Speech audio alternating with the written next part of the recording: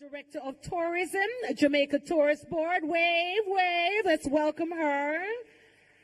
I am waiting on some of my other directors in the tourism industry. We're waiting on them to come. Miss Essie Gardner, first person I met here today, Tourism Information Center Manager at the Jamaica Tourist Board. Where are you, Essie? You're hiding from me? Oh, there she is. Let's wave to her at the back. Okay. Excellent. And Mr. Chris DaCosta, the other person I met when I came in this morning, Digital Marketing Manager at the Jamaica Tourist Board. So I want to acknowledge the leaders here in tourism. Thank you for being here. All other distinguished panelists who are on their way, our moderators, and of course, the children, the youth. You are the now and you are the future. And if we don't get this tourism thing right, with all the other challenges that we face in our country, then you're not going to reap the benefits. Do you want the benefits? Lad, what y'all want? Coffee? Do you want to reap the benefits of the investment we make today in tourism so you can have a great future? Yeah? Wanna like money? You see how loud they got, right? For the elders, listen to me. Tourism contributes so much to our GDP. And if we can get it right while fixing all of the other social issues in our country, Jamaica can be, and I really believe, the greatest country to live on this earth. Are you with me? All right. So we're going to move straight into it. I'm not going to stay here and go through all of the details because we have some panel discussions that will happen that will look at tourism, the linkages. It will look at the new vision for tourism here in Jamaica, and you, the youth, will contribute to the tourism that you want, right? So we're getting you thinking. And before we do that, I want to acknowledge coming in now, I want to acknowledge Mrs. Carolyn McDonald Riley. Hear me, Levy, I just remarried you. Mrs. Carolyn McDonald Riley. Welcome, welcome, welcome. Director of the Tourism Linkages Network. Yes, let's welcome her. Come on, come on. They're the team that is making this possible here today. But you know, I woke up this morning to hear news of Hurricane Ian hitting Florida, seeing the devastating sights of Cuba right now, where the storm just destroyed, killed 2 and destroyed homes and power outages. And I said, thank God we were spared, because we can't manage it. And then I looked at the 15-year-old who was shot by his father accidentally, who thought it was an intruder. And I said to myself, oh my God. And then I flipped through the news and I'm hearing about all of the other challenges. And I said to myself, well, look at me. I'm on my way to Montego Bay to create with you a new goal, a new dream, new ideas to make Jamaica better. So I want to say we have to give thanks that we are all alive, because somewhere in the world right now, somebody's being abused, somebody's being murdered. Right now, we are here together, alive and well and pregnant with so many opportunities. So can we get an amen? Gratitude is our? That's right. And we have to give thanks to the Creator. We have to give thanks that we have life and we have opportunity, because some don't. And so we can't start anything without gratitude and prayer. So I want to invite Danelia Siraj from Anchovy High, right, to deliver the opening prayer. And cheer her on, you know. Cheer her on, because that's one thing we must do more of. Whenever we're getting up on this platform, I want you to cheer everybody on. I'm excited about rethinking tourism. Danelia. Good morning. Please bow your heads and close your eyes as I pray. O kind and most righteous Father, I'm asking to bless and keep us, guide and protect us. Forgive us for all our sins that we have committed against you, God. I'm asking to guide and protect those who are traveling on the road today, God. Guide and protect the sick and the afflicted. Guide and protect those who are in the hospitals. I'm asking to help this congregation and bless us both mentally and physically, God. Help that this tourism club may impact many lives. Bless and keep us throughout the remaining of this day. And bless and keep all those others around this world, God, and all those in other countries. In your name I pray. Amen. Amen. Pastor Danelia. Amen. Shout out your school, starting with this first row. Let's go all the way around. Shout out your school.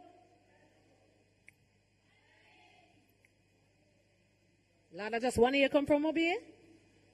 Go again. Talk up you, Miss Effie. Next row.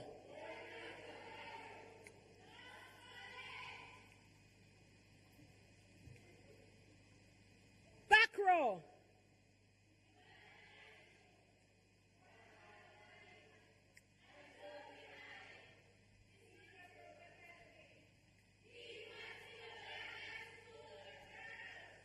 Front row.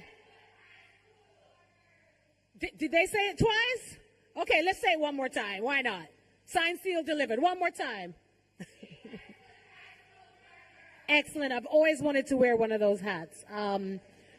If you don't mind, I'd like to try it on later and just take a little picture. I've been to most of your schools, so it's so good to see you all here. And now we ask the leader, the regional director at the Jamaica Tourist Board, Odette Dwyer, to please bring greetings.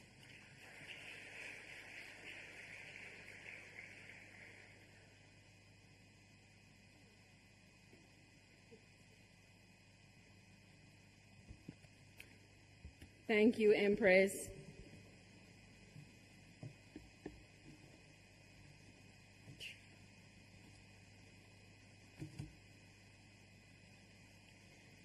Dr. Carey Wallace, Executive Director of the Tourism Enhancement Fund, Mrs. Carolyn McDonald-Riley, Ms. Janet Silvera, my colleagues, Ms. Essie Gardner, and Mr. Christopher Da Costa.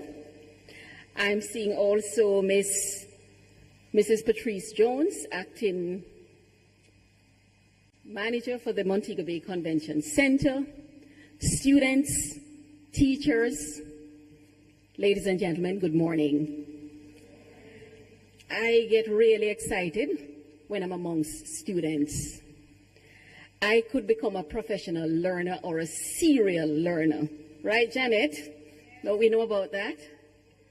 So I'm excited to be here with you this morning. And on the behalf of the Ministry of Tourism and its public bodies, the Jamaica Tourist Board is excited to welcome you all to the 2022 Tourism Youth Forum. Over the past 2 years, we have not been able to meet like this. Movement was limited and interactions were largely virtual. As Jamaicans, we love to connect with each other. So it is truly a joy to have this opportunity today. We are pleased to see our vibrant tourism action clubs in person and online. This youth forum is one of the major events for this year, and it is your opportunity to contribute to the discussions on where tourism is going as Jamaica celebrates Tourism Awareness Week from September 25 through to October 1. Jamaica joined the global community in recognizing World Tourism Day yesterday, Tuesday, September 27. This year's World Tourism Day theme, Rethinking Tourism, calls us to reconsider what we know about tourism as we look to the future. Over the past 2 years, the COVID-19 pandemic brought about significant changes for the industry.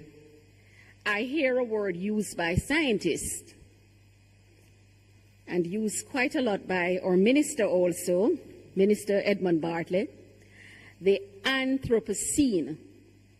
That term means that in this modern age, it is human activity that has the greatest impact on climate and the environment. The pandemic brought about what some have referred to as the anthropause, in which human movement was significantly reduced, especially travel. We were unable to visit our friends and family abroad, go on vacation. We couldn't go to the movies with our friends, or even to Sunday school. And many of you had to suffer through online learning also. There were some positive things, though. During this time of reduced activity worldwide, some unexpected things happened. In countries around the world, there were reports of higher numbers of wild animals sighted in urban areas. Dolphins were seen in canals and waterways that were usually buzzing with commercial activity.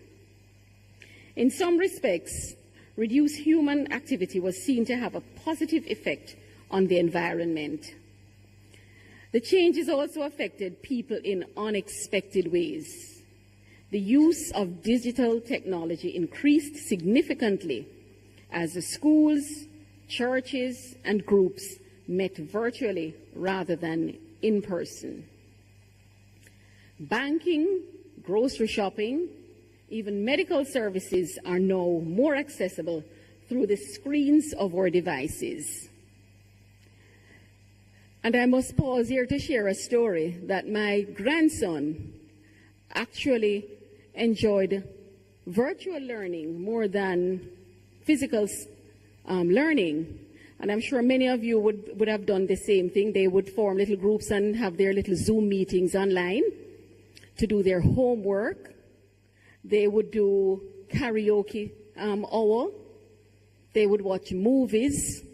And they would engage in online gaming activities together. So the virtual, the online platforms and virtual spaces are, is permeating every facet of our society. Even some of our hotels now uses contactless service, such as scannable menus in the restaurants. Some organizations transition workers to work from home arrangements. We also saw where some jobs were more susceptible than others to disruptions caused by environmental circumstances. Whereas some jobs could more easily be completed from home, there were others that required human interactions. Now, in the anthropos, human activity is surging as people are eager to travel again. Here in Jamaica, we are welcoming people back to our shores, and the industry is recovering at a faster rate than we anticipated. In one sense, this is good news because tourism is important for the economic development of Jamaica. At the same time, we must consider the lessons we have learned as we rethink the future of tourism. Are we putting people and the planet first to ensure a more sustainable, resilient, and inclusive industry? Exactly what does this mean? An industry that is sustainable is one that considers its impact on the environment and to take the necessary steps to address negative effects. A resilient industry is one that can rebound from disasters, both natural and man-made, fairly quickly. Finally, an inclusive industry is one in which no one is left behind and the benefits of tourism are shared equitably within society. As the future leaders of the industry, it is so important for you to be part of the discussion around this shared vision. Today, you'll have the opportunity to listen to industry professionals as you shape your ideas about the way forward for tourism. We encourage you to use the opportunity to interact with these professionals as you consider your own role in tourism. Students and teachers, we wish you a vibrant and exciting forum and we are excited about how the discussions here will inspire your club activities for this academic year. Do remember, the Tourism Awareness Unit of the Jamaica Tourist Board stands ready to offer support for your activities. We thank you and have a wonderful day and best wishes.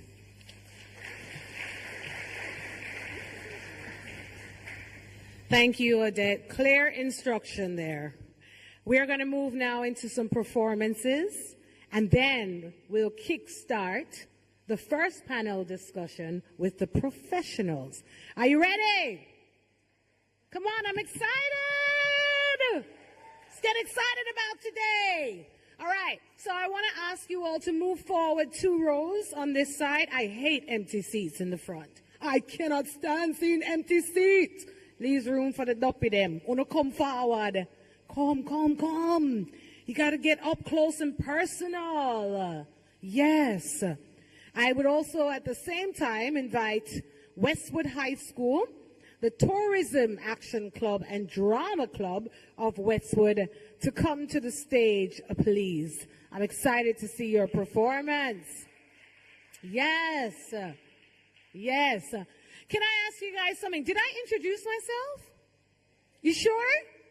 Because I came up here last night talking away. I'm like, did I even say hi? My name is Empress. Nice to meet you. Again, I'm honored to be here. And as I said, whenever I am in a room with Jamaicans, I like to really focus on really being excited about why we're here and to encourage everybody that comes up on the platform. So can we practice that clap, please, like we're on TV? Yes. What's the use of being here if we're not excited? You understand what I say? All right. Westwood High School Tourism Action Club and Drama Club.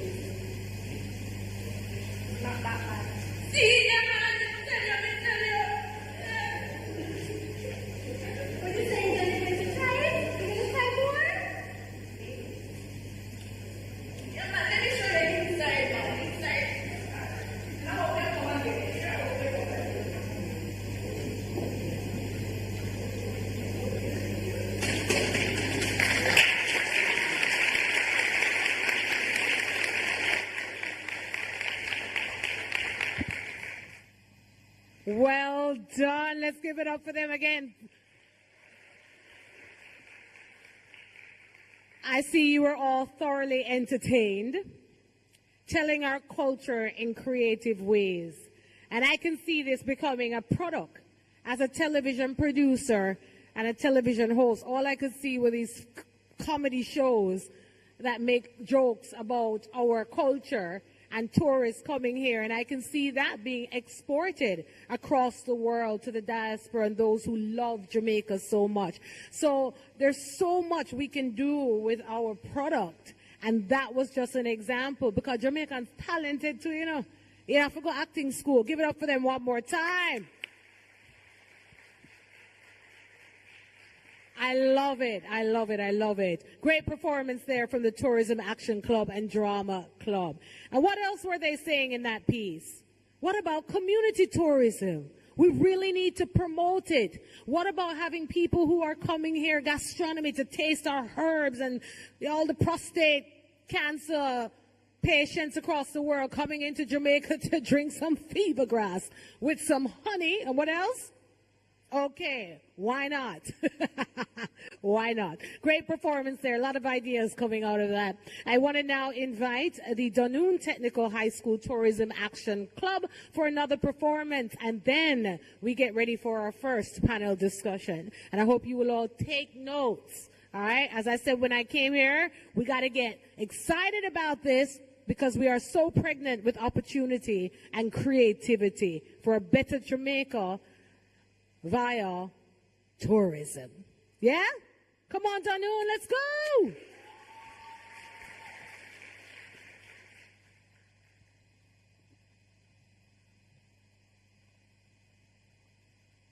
Good morning, everyone. Good morning! Good morning! All right, so this is a poem by Jason Callender. It's titled, Jamaica Land So Beautiful. It's the natural beauty of the island, something I understand. Go to the Blue Mountain, come you will feel the passion. Of this land go to Helsha Beach and be at peace. Drive along the coast, you will fall in love for sure. Jamaica will make you want more. Go horseback riding in the hills. Turn on the thrills. Rafting at the animal farm in Montego Bay is the real getaway. Jamaica makes you want to stay. Sunsets in the grill. Where should I begin? Is it the jerk chicken or our standard of living? If you are not a believer, come rafting along Corpse River. Thank you.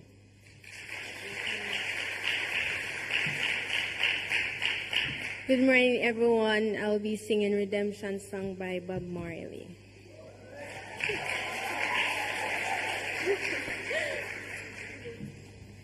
Oh, pirates, yes, there are by.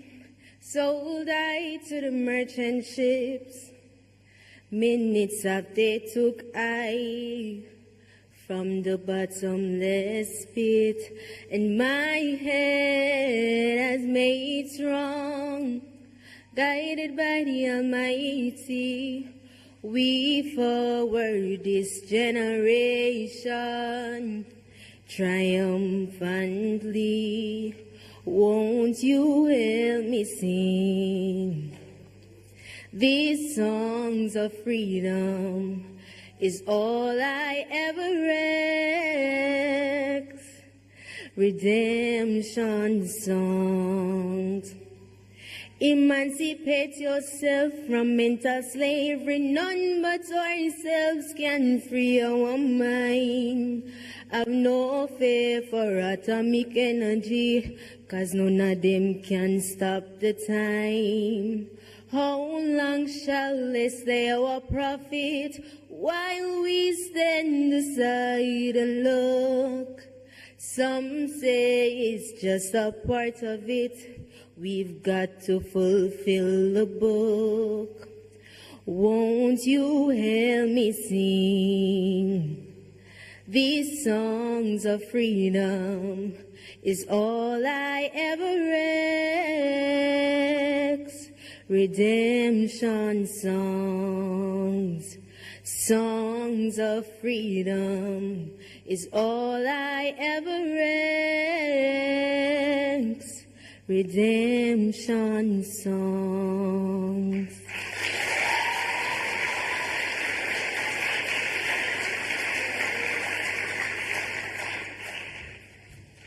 Absolutely beautiful. So much talent. Rethink tourism. Poetry tourism, like Calabash and St. Elizabeth. Music tourism, some of the greatest reggae shows, Sumfest and Rebel Salute. There's so much that you can create and you can do to bring people from across the world here to Jamaica. And I was just reminded, thank you, Dunoon Technical High. All right. So much happening today, so let's keep it moving. I'm going to invite Joel Numdarkham. Yes, I met him when he was just a little boy. Now he's all grown up on me. Original talk up youth. Clap him, no man. He's our moderator today. I just love when I meet young people and they start to just grow and get rich from them. I love it, you see? Look on my mentee. I'm richer than me now. Clap him. I love it. Yes.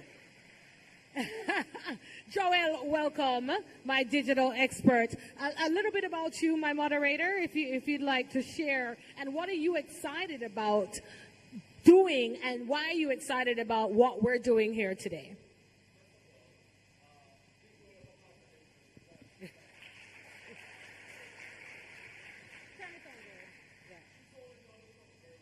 So big up yourself, amazing role model. And if everybody follow Empress on social media and all of that, you see all the work that she's doing. So big round of applause once more time, for Empress. Yeah, man. Yeah, man. I mean, it's a privilege being here. For me, over the past 2 years, it's just been incredible. I think I got very close with the Jamaica Tourist Board as well.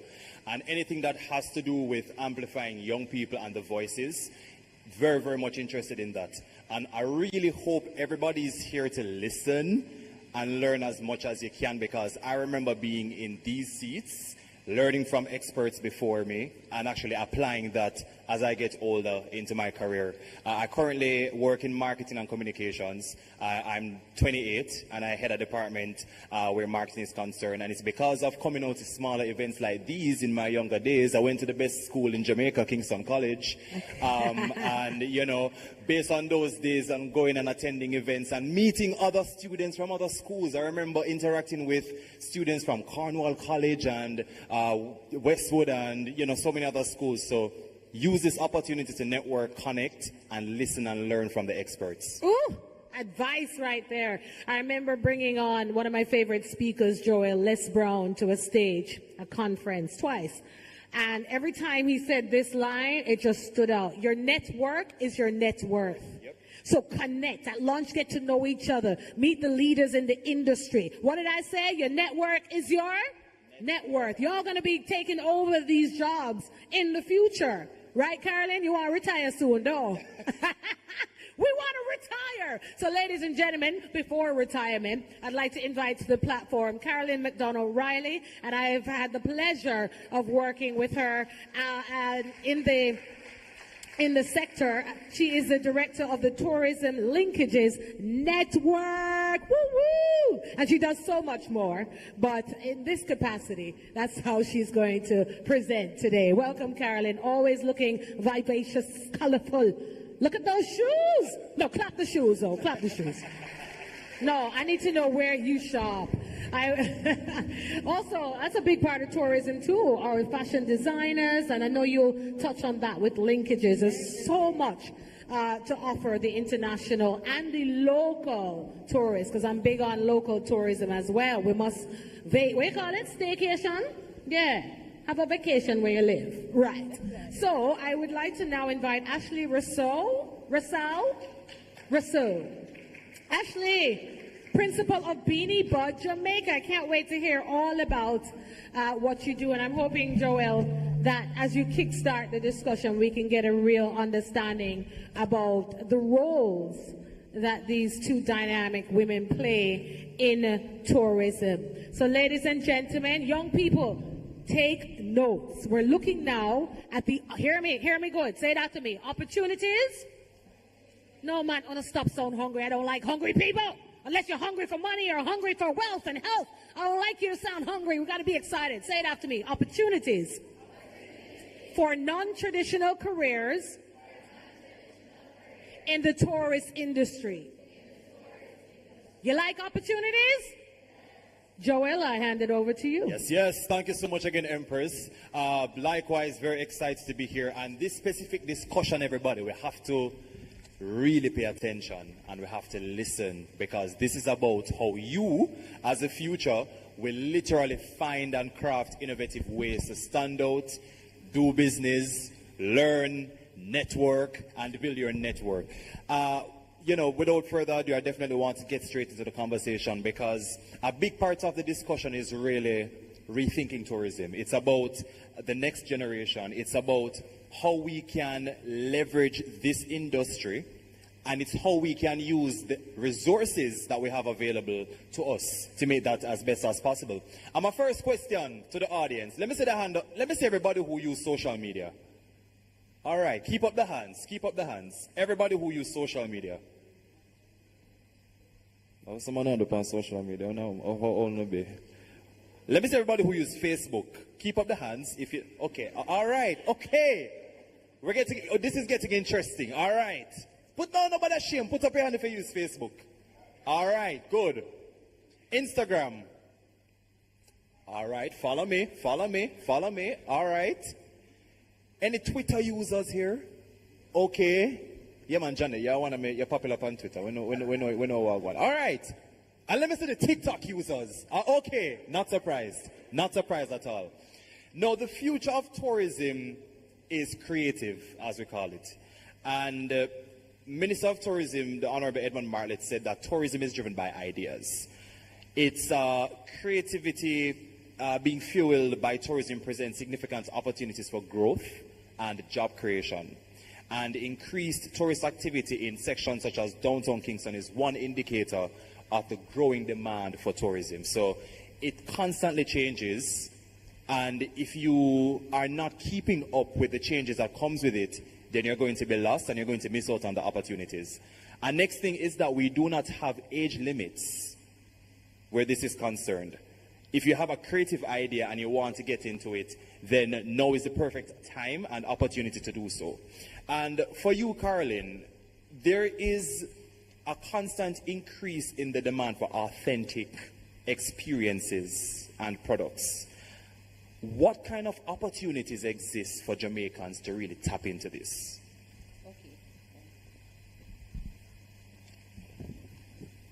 First of all, good morning, everyone.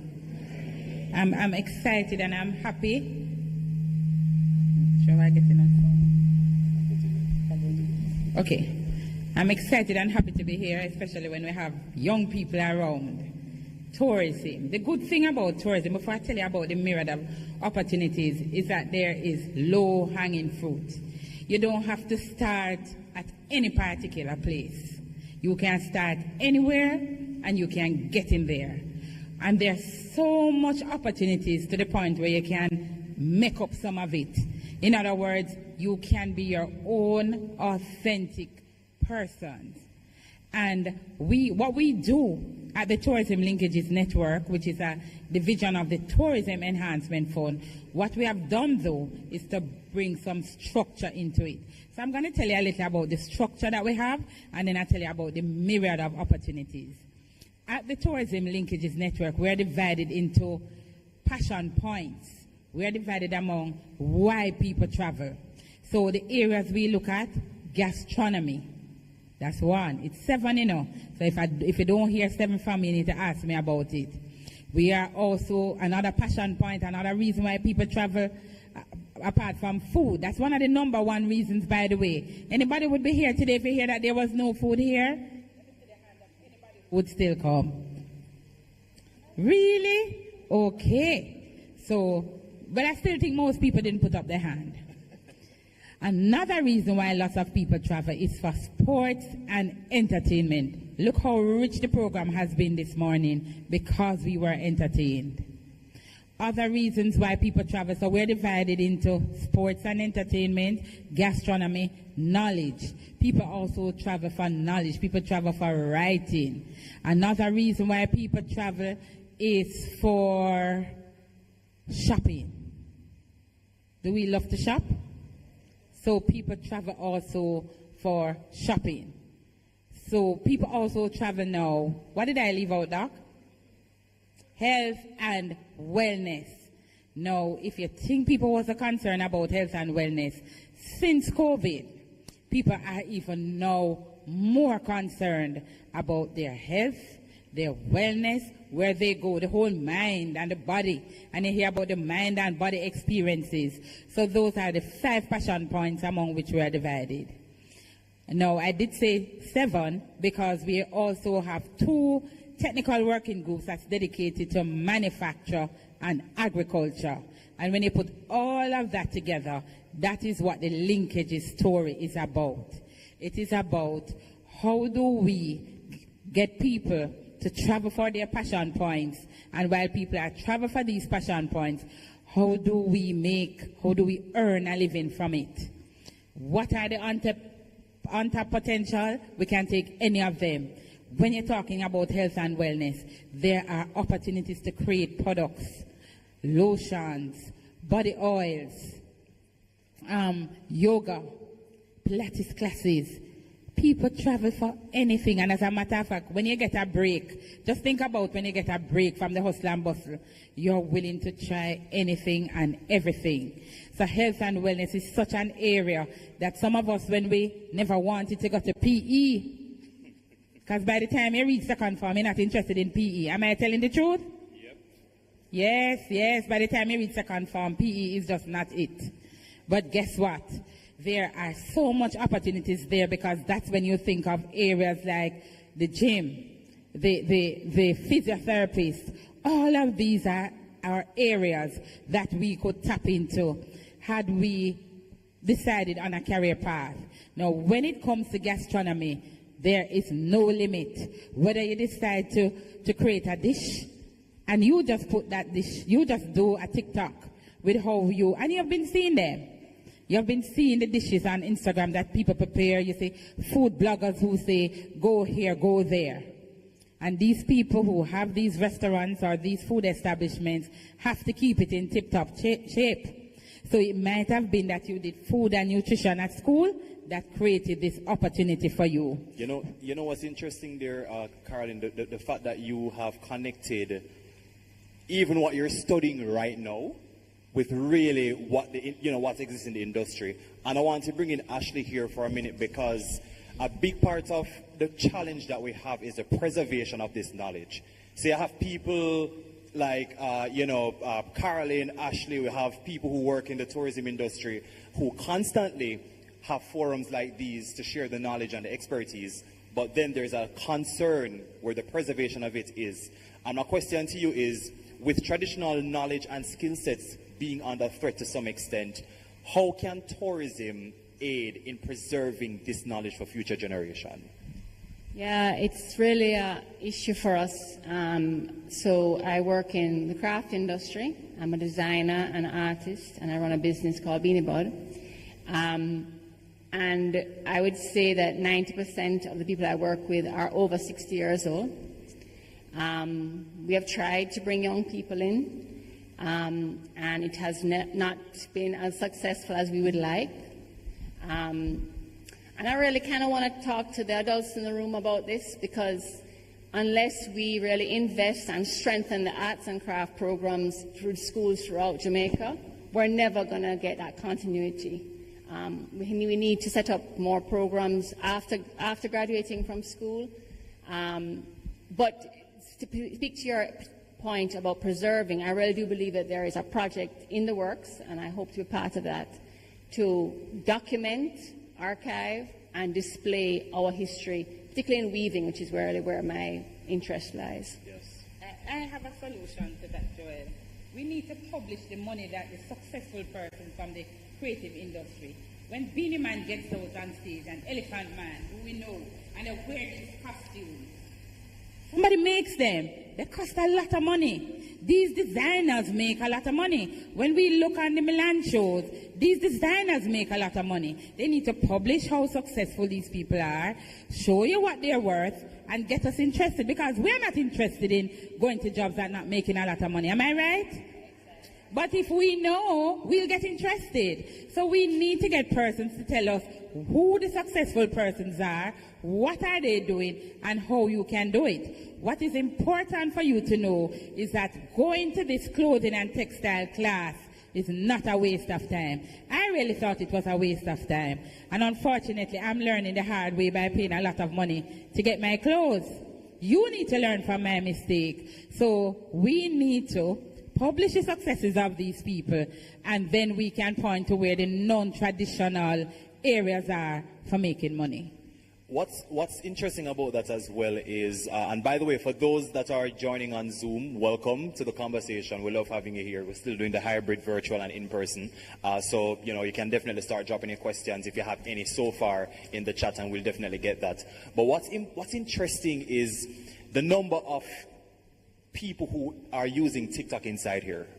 And are using TikTok as a part of the discussion because 2 years ago, TikTok kind of never really existed fully. And to see the platform taking off by using digital and marrying digital with traditional experiences, and then seeing how people are searching now. Anyone who search for places on TikTok? Raise your hand if you search for places on TikTok. I know why I was shocked, because I never knew that existed. I was in New York 2 weeks ago, and my friend, who is of course Gen Z, took out his phone. We're looking for restaurants, and he just type in restaurants, and we had like 100 restaurants come up. Usually I would go on Google and type that in, but Google give you the name of the restaurants and then you move on. But with TikTok and the experiences that are there now, you're able to see how the restaurants look, other persons who have gone there. And I mentioned that because a big part of what Karen is talking about is the whole gastronomy experience, the food, the industry, the how people connect and relate, with them belly, because we love to eat and people love to travel and eat as well. And I hope you're following the conversation, because where it's going, it's showing you that with these things existing, there are so many ways you can take advantage of that. And one of the non-traditional ways I had a great experience in was being able to travel and see how people set up these things on Airbnb, where they're selling art, or they're selling an art experience for you to come and do some sculpting, or they have an art and craft session for you to come and pay for that. And you are being discovered through technology, which wouldn't have given you that opportunity otherwise. So if you're talented, there are so many ways that are not necessarily traditional that you can do. I was visiting Europe with my friends in March, and we wanted to go out and have a good time. And we saw an Airbnb experience, and it wasn't to go and stay in a house. It was to book somebody to take us on an entertainment night, to go to different food spots, different bars, and we paid 20 euros, and we were able to experience that, and there were like hundreds of us there. You know how much money that person made for that night?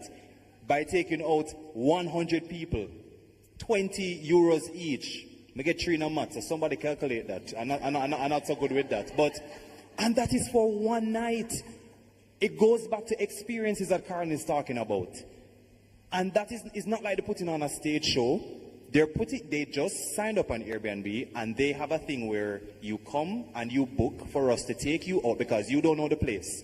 And we're going to take you out, and as many people can sign up. When we look at 100 people, I thought it was just going to be me and my friend and probably 4 other people. So when talking about non-traditional careers, it's important for you to be very deliberate and look at how creative you can get with it. And technology has presented that opportunity time and time again. And I know for you, Caroline, you're doing a lot of work with the Tourism Linkages Network and in engaging and establishing linkages between tourism and other industries. What does that look like? What are some of the industries, and where are you seeing a growth in new areas for these young people to really tap into? Well, the areas are so wide that I think there's growth in every area. But I'd like to single out the industry that I'd like to say the gifting industry. Each year we have something called Christmas in July. And the story behind Christmas in July was really to give our small persons who manufacture gifting items to have them in July so that they will be, you can order in time for Christmas. And when we put out a call, hundreds of people respond. A quarter of that or a third of that makes the show. But you get the creativity of people making candles and body things and craft, art. Really beautiful. But a new growth area is fashion. How many of us think that when people come here, they're going to buy fashion? You travel to a destination, you want something to take back. Taking back a piece of a Jamaican fashion is incredible because you get to wear it. You don't have to say I went to Jamaica. Somebody's seeing it and they know you went to Jamaica. You remember when everybody was crazy about the Jamaica t-shirt? Everybody traveling, I forget somebody a t-shirt. It don't have to be a t-shirt. It can be anything fashionable. And that's a new growth area. And that's something we are looking at. How do we create a space for our fashionistas? But there are lots of opportunities for persons to earn. We're talking now about people in the entertainment space. People know of Jamaica because of our entertainment, you know, but they don't all come here to see the entertainer that they always see on stage. And therefore, once we have that creativity, we can form groups. This drama group that came from Westwood for girls, there's a lot of things in that story. Those plans have different values. They mean different things. You can write a book about what this mint is, what it does, and there are real stories behind them. And that is why our bath fountain flourishes. People still go in there because whether they think it or it happens for real, everything is about create a story behind it. So if you're a good storyteller, that works as well. We need somebody. So Janet have a story, but she don't know how to tell it. We need more storytellers to tell our stories behind food, behind fashion, behind anything we do. So storytelling. Very important. And let me see the hands of all those who have ambitions to become a social media influencer. Let me see. Nobody come lie. Who want to turn influencer? Oh, yes. 1, 2, 3, 4. Just 4 people? 5, 6. All right. So my friend there that was earlier with the amazing voice, with the speech, what kind of influencer would you like to become?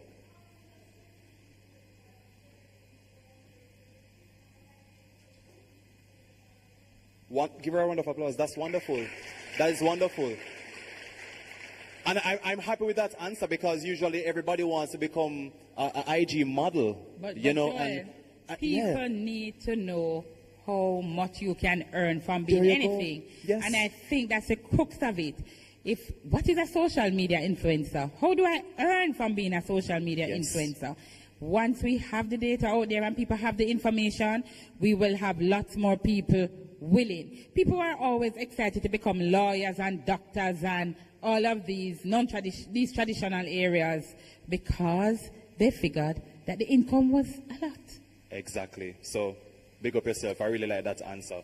Now, speaking of, you know, looking back at grassroots and resources and what exists and trying to be creative, because you can't copy and be like everybody else and expect to become successful at what you do. And for Beanie Bud Jamaica, which utilizes sustainable, locally sourced materials, what connections do you maintain with farmers and producers of this raw material? And just give us a little bit more information, actually, about Beanie Bud.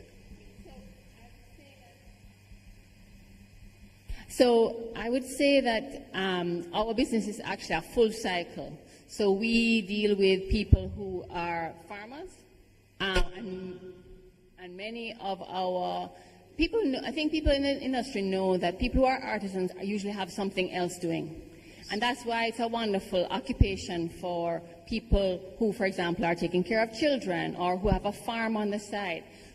Craft is the kind of thing that you can do after hours, you can do on the side, even as students, you can start right now and do it on the weekends and make a business out of it.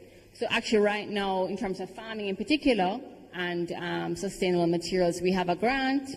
We're working with farmers up in Glengoff to grow the materials that go into our products, like the Jippy Jappa hats that the Westwood girls are wearing, which I adore, and like my handbag.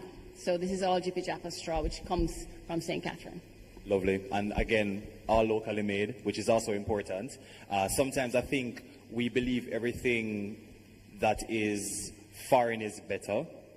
We've really been battling with that mindset at some point when it comes down to really tapping into the local resources we have available and the local expertise and how we can really use our experiences here and do well.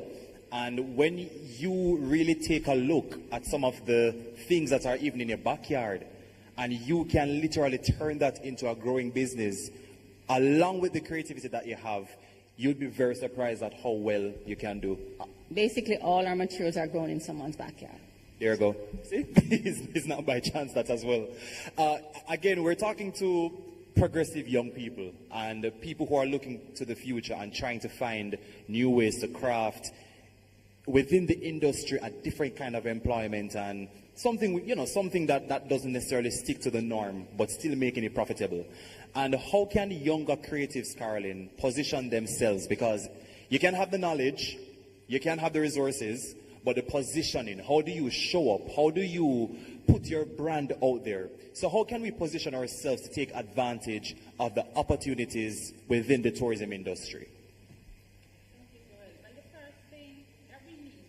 Some basics that we have been taught that we need to live, and part of that is being professional.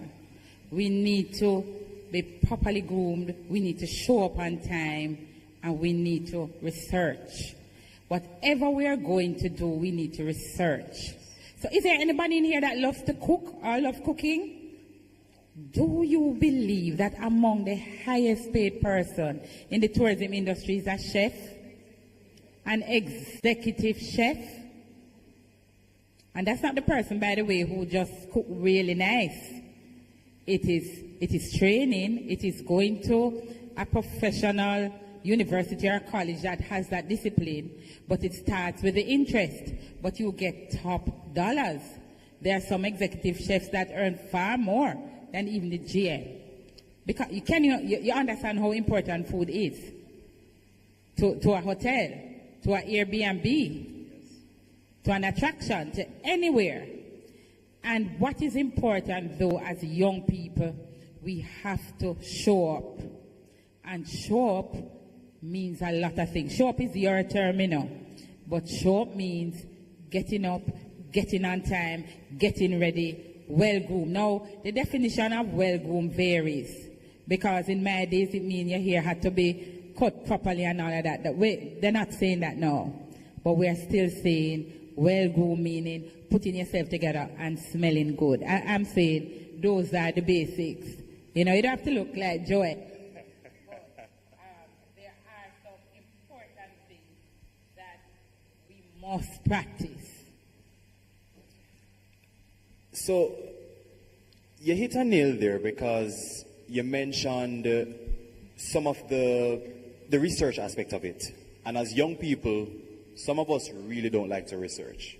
You see an opportunity come up, and it's a fill out one little essay, and you get stressed out, and you don't apply for it when you could have get $1 million or an opportunity to go somewhere. And that's a habit that we have to curb quickly, especially if it is that you want to show up in the space as innovative, as creative, and as very enthusiastic about the opportunities that exist. You have to research, you have to look around, you have to ask questions. None of us here on the panel would have gotten to this point in our careers if we didn't ask questions, if we didn't ask for help when necessary, because each of us have worked assiduously to build whatever it is that we're presenting on today. And I want you to really pay keen attention to that. Researching, asking questions, the right questions, of course, because you don't just want to ask questions for asking it. You want to put some effort into the reason as to why you're doing this. And with the presence of technology, That's the first question I asked. How many of us are connected to the internet? How many of us are connected to social media? And it's quite a bit.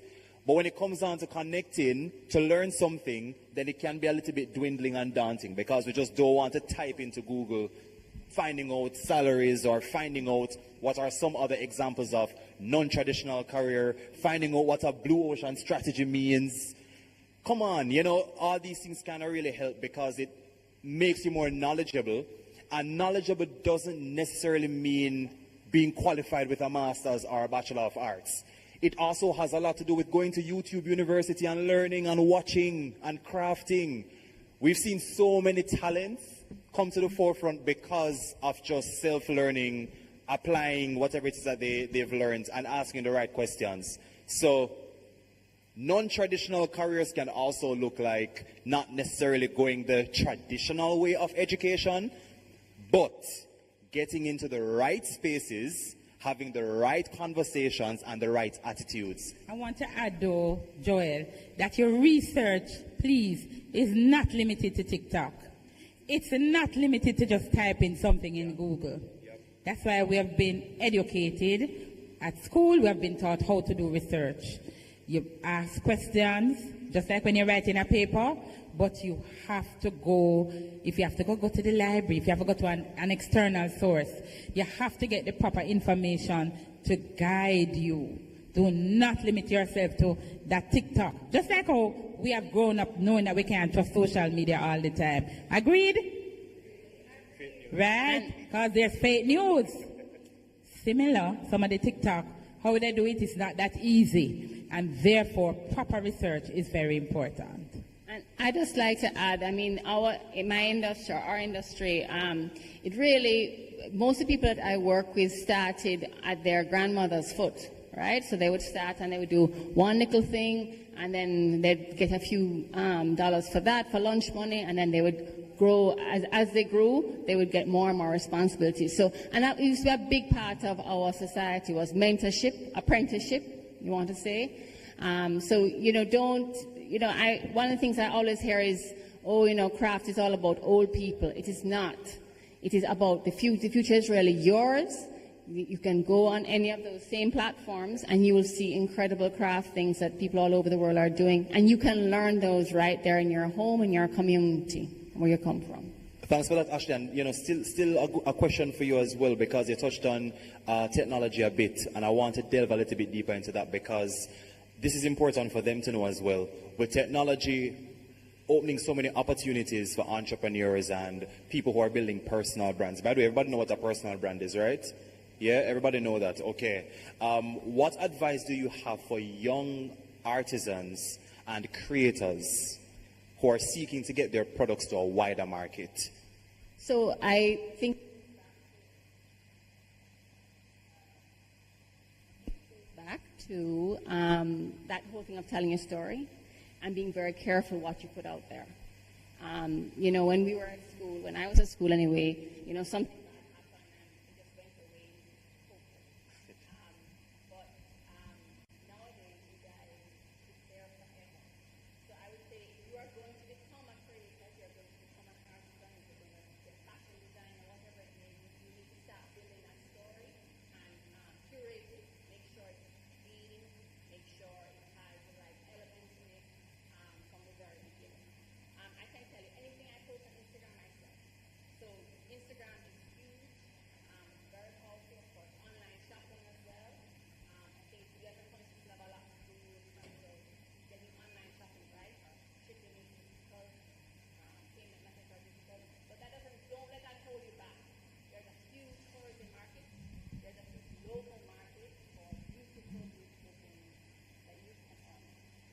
Thank you so much for that.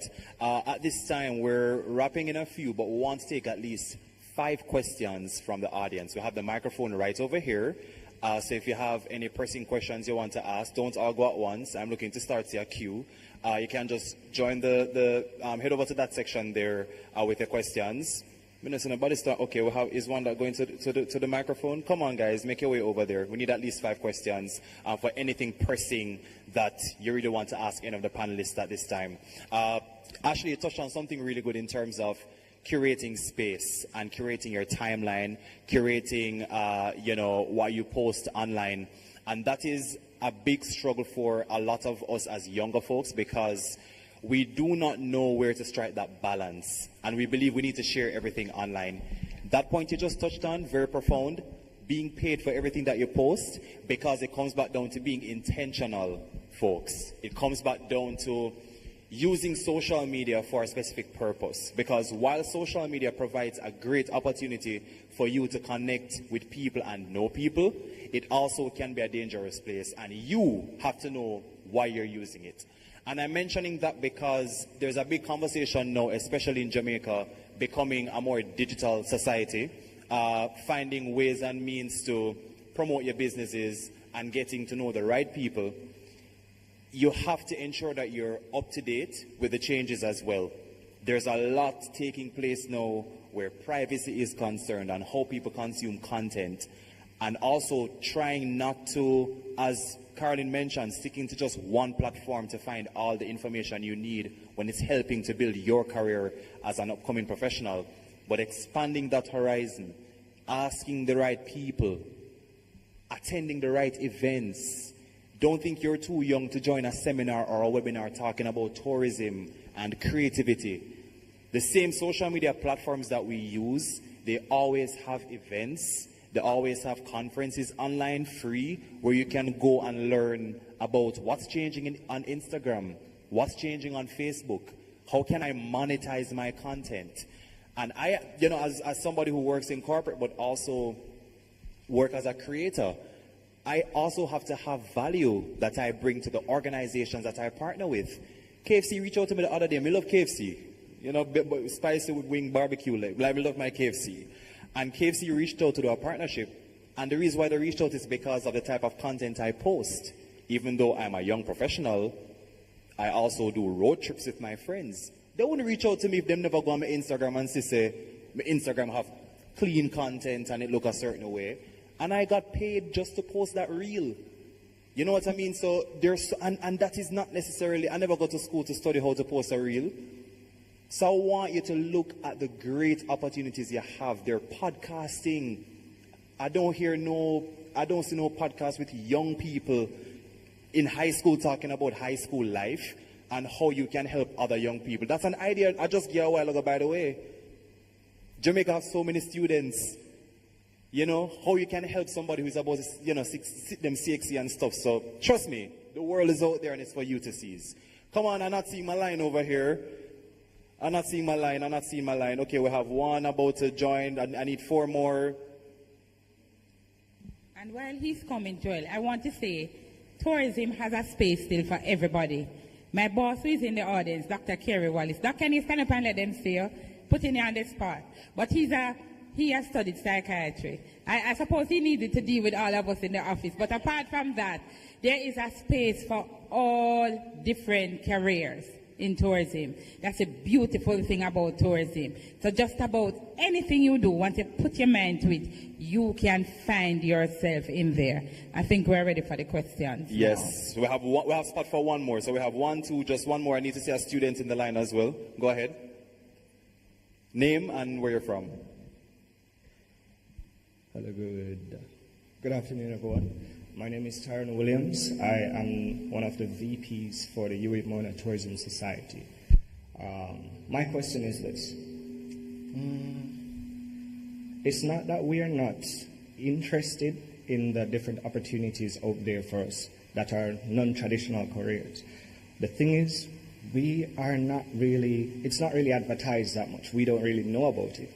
Because earlier, Miss Ashley, I didn't even know there was a school for that, So what I would like to know. There isn't a school. Oh, it's not there. There isn't. There is not a school for craft. Oh, okay. So we'll that is it. Later. So that is it. That's what the question is leading to. Where are the opportunities for that? Where can we sign up? Where can we initiate this for the persons like myself and others who would be interested in it? Well, I think I just say back to Carolyn, what Carolyn was saying is that many schools do have art and craft, fashion design programs. I'm going to say that they're not strong enough. I'm going to say that we need to invest more in that.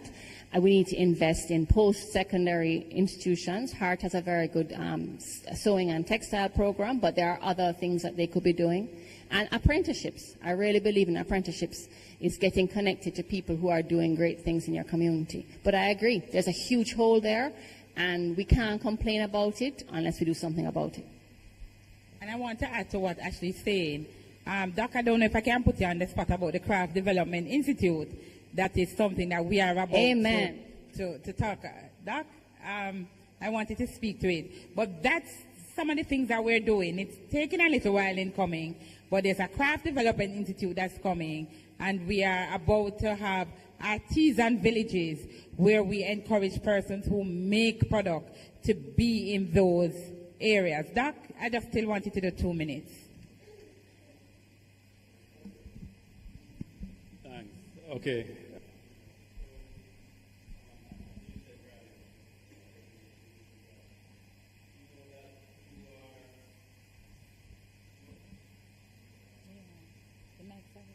One, two. Okay, we know that you are.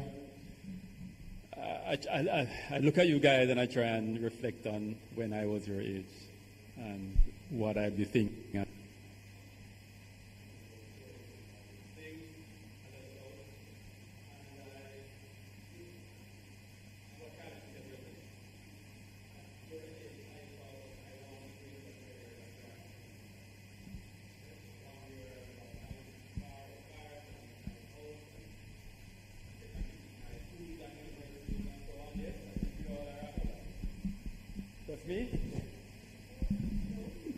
Right, so we all would want that. And when I think of tourism careers, we want to also look at those opportunities to at least have the potential. It may start out where it's, not the big paychecks, but we certainly want to make sure we facilitate the opportunities for you to get up to that level where it's a nice house, nice car, earning big monies.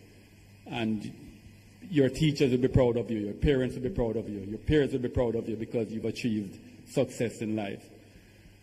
With the art and artisan villages, we found that the craft markets arrangements that we have here in Jamaica in tourism, it is quite decent, and there are many good stories out of it where persons have been able to send their children to schools and so on. But we wanted to take it a few notches higher. So the artisan villages that we have created is where we create a professional retail outlet right in the tourism space. So the first one that we're building is at the port in Falmouth, the Hamden Wharf. And that is right next to the port, and the idea is to develop it in such a way that it's so presentable that every visitor that comes off a cruise ship, every stopover visitor within the area from Montego Bay all the way to Orchurias will go in to patronize. And so what we've done is selected all our best talent, our best artisans, and we have put them through training programs, put them through social media programs, put them through business management programs, put them through marketing and retail programs to make them become extremely successful. If you think about the duty-free Indians, for instance, and all them driving BMWs and so on, that's what we want to develop for our artisans, that opportunity for them to make a lot of money, make wealth from tourism. So that's the artisan villages, the opportunity for them to get to that space to retail. The other thing that we're doing now is creating the Craft Development Institute, which is to provide the skill set training for craftsmen and women in Jamaica. And that's in the pipeline. The artisan village, we anticipate by the end of the winter season that we'll have that open. So we can look forward to that. But in all areas that they're speaking of, we think that way in the Tourism Enhancement Fund and in the Ministry of Tourism. We think of how can we make it so that you make big monies from what you do in the tourism space. Thank you so much. I appreciate that 100%. I know you were just based on the... Trust me, thanks so much for delivering that. I know we have to wrap quickly, but we have just the final two questions. Again, name and where you're from. And also, Tyrone, thank you so much for your question. Really appreciate it. Thank you. My name is Denise Smiley, teacher at Caron Hall High School. No, my question was, I could almost sit because it was along the same line as before, but I wanted more specifics, if it is possible, from Miss Ashley, read the Jippy Japper arts or the craft in general, that particular one. Thank you. So I grew up in Garden Town, which is a little town in Kingston, above Kingston, and my mother from then used to work with a craft group, and they did baskets and dolls and so on. And anyway, fast forward, and I thought, just like I'm sure you're young people, I'm like, oh, that is just old people something, and too much mess and take too long, and then I went to school just like Doc was saying that. And I went to chemistry and physics because, you know, those are those subjects are going to make you money. Anyway, here I am, and I am in craft. And I am so happy to have been working with an incredibly talented group of artisans from all over Jamaica. Glengoff is a huge center. Vineyards down in St. Elizabeth, Cottage District, Westmoreland, Arakabessa, St. Mary. So there are different materials. I think we as a country don't really understand how rich our heritage is. There are different materials that are out there that we use, and there is a long history of weaving. But we are really losing those weavers. We're really losing them, and it is a shame, and we cannot let that happen. Okay, thank you very much. Arakabessa is close to us. We're from St. Mary's. We need to talk. Yes, we will. Thanks. Linkages. All right, thank you so much for that question, and thank you so much, Caroline and Ashley. Come on, let's give them a big round of applause for the discussion. I know we had one more question. You can talk to us. You can talk to us off here. But thank you so much for being so attentive and participating. And to all the viewers on Zoom, thank you so much for joining as well. Again, we're rethinking tourism. Make use of the opportunity. And when we're wrapped, you can definitely also use some time to connect with Caroline and Ashley. Before you leave. So thank you so much again, ladies. Thank you. Empress, over to you.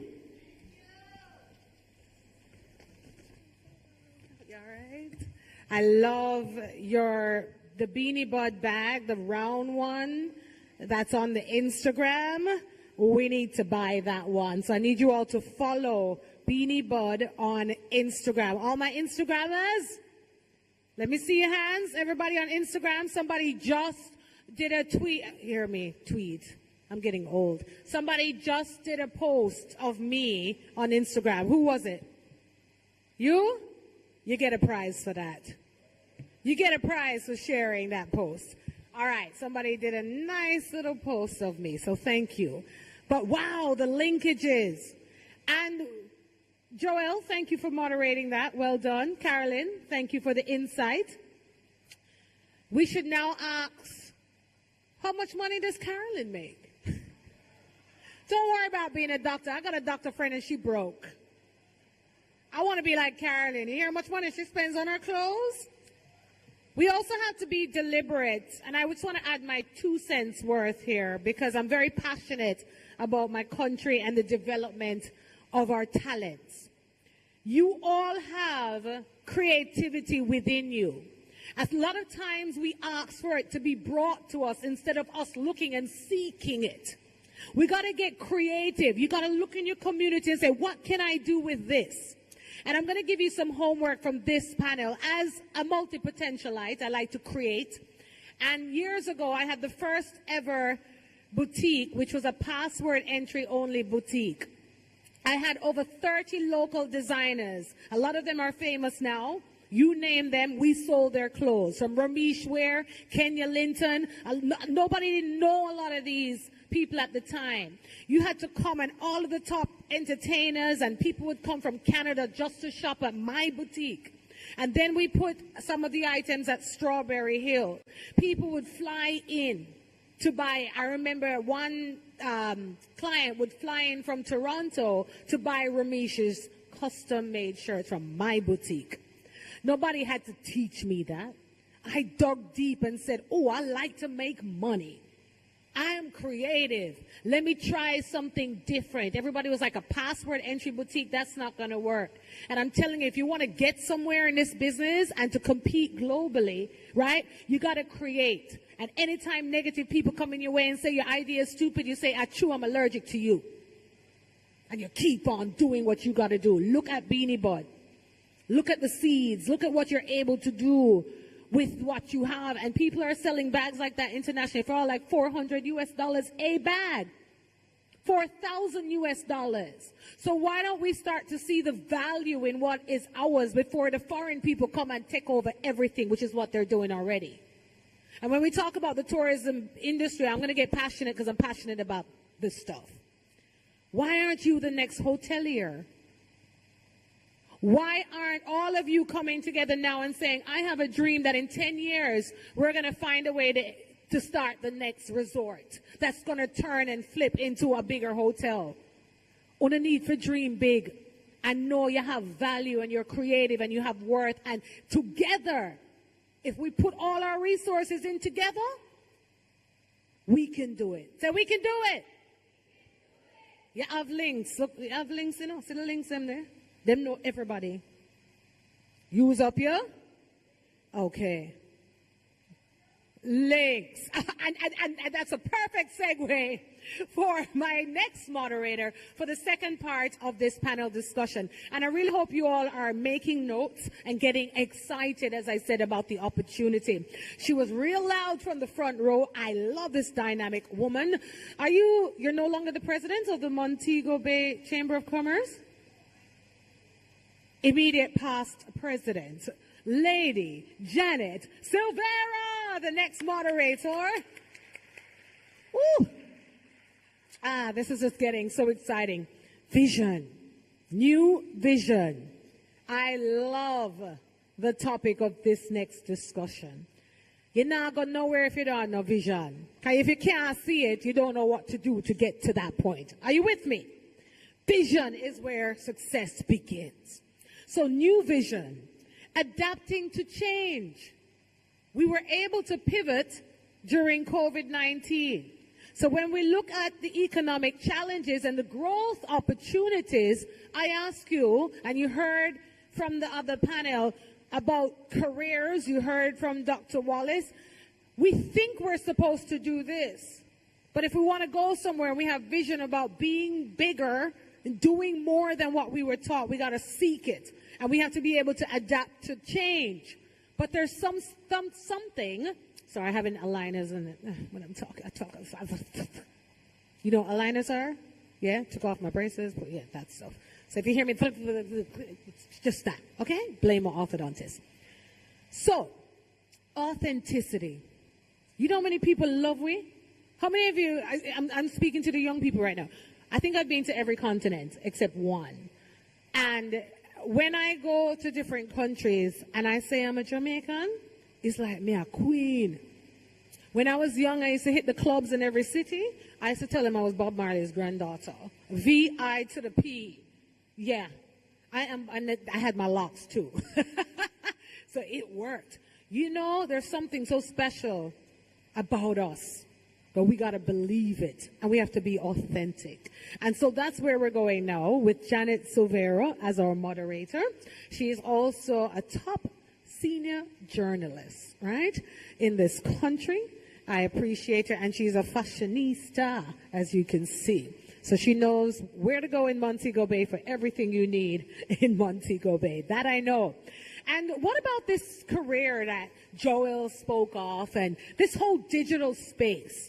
How do you make money digitally? How do we sell our products digitally? And so the digital marketing expert, because you have to market what you have, otherwise nobody will go? Nobody. So I can't wait to hear from Chris DaCosta, the digital marketing manager at the Jamaica Tourist Board. How do you do it?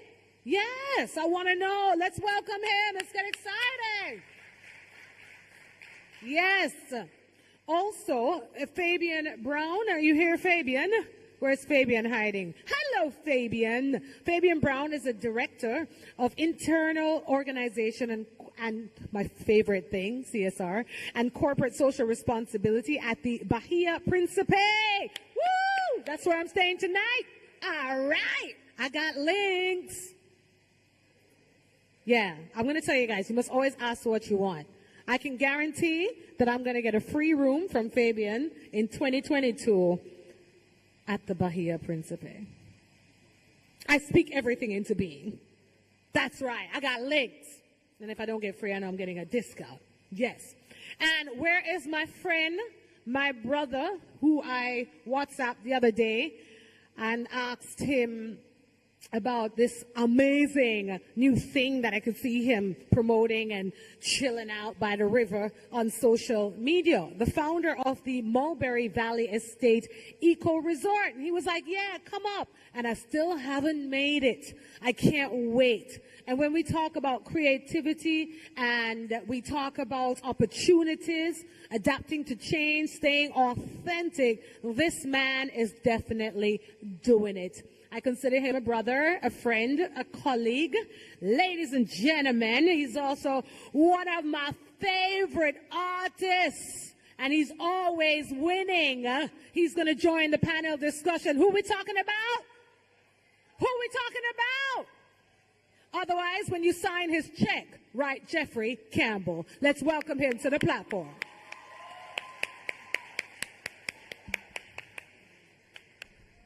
I hand it over to you, Janet. Thank you. Thank you. Can you hear me? Good afternoon to you.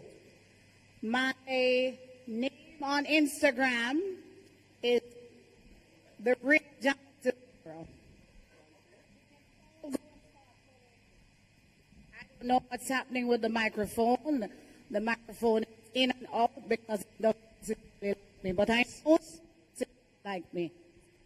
Maybe we can change it to something else? All right. I'm really excited about today. I went on Instagram before coming on stage and looked at Joel's page. And let me tell you something.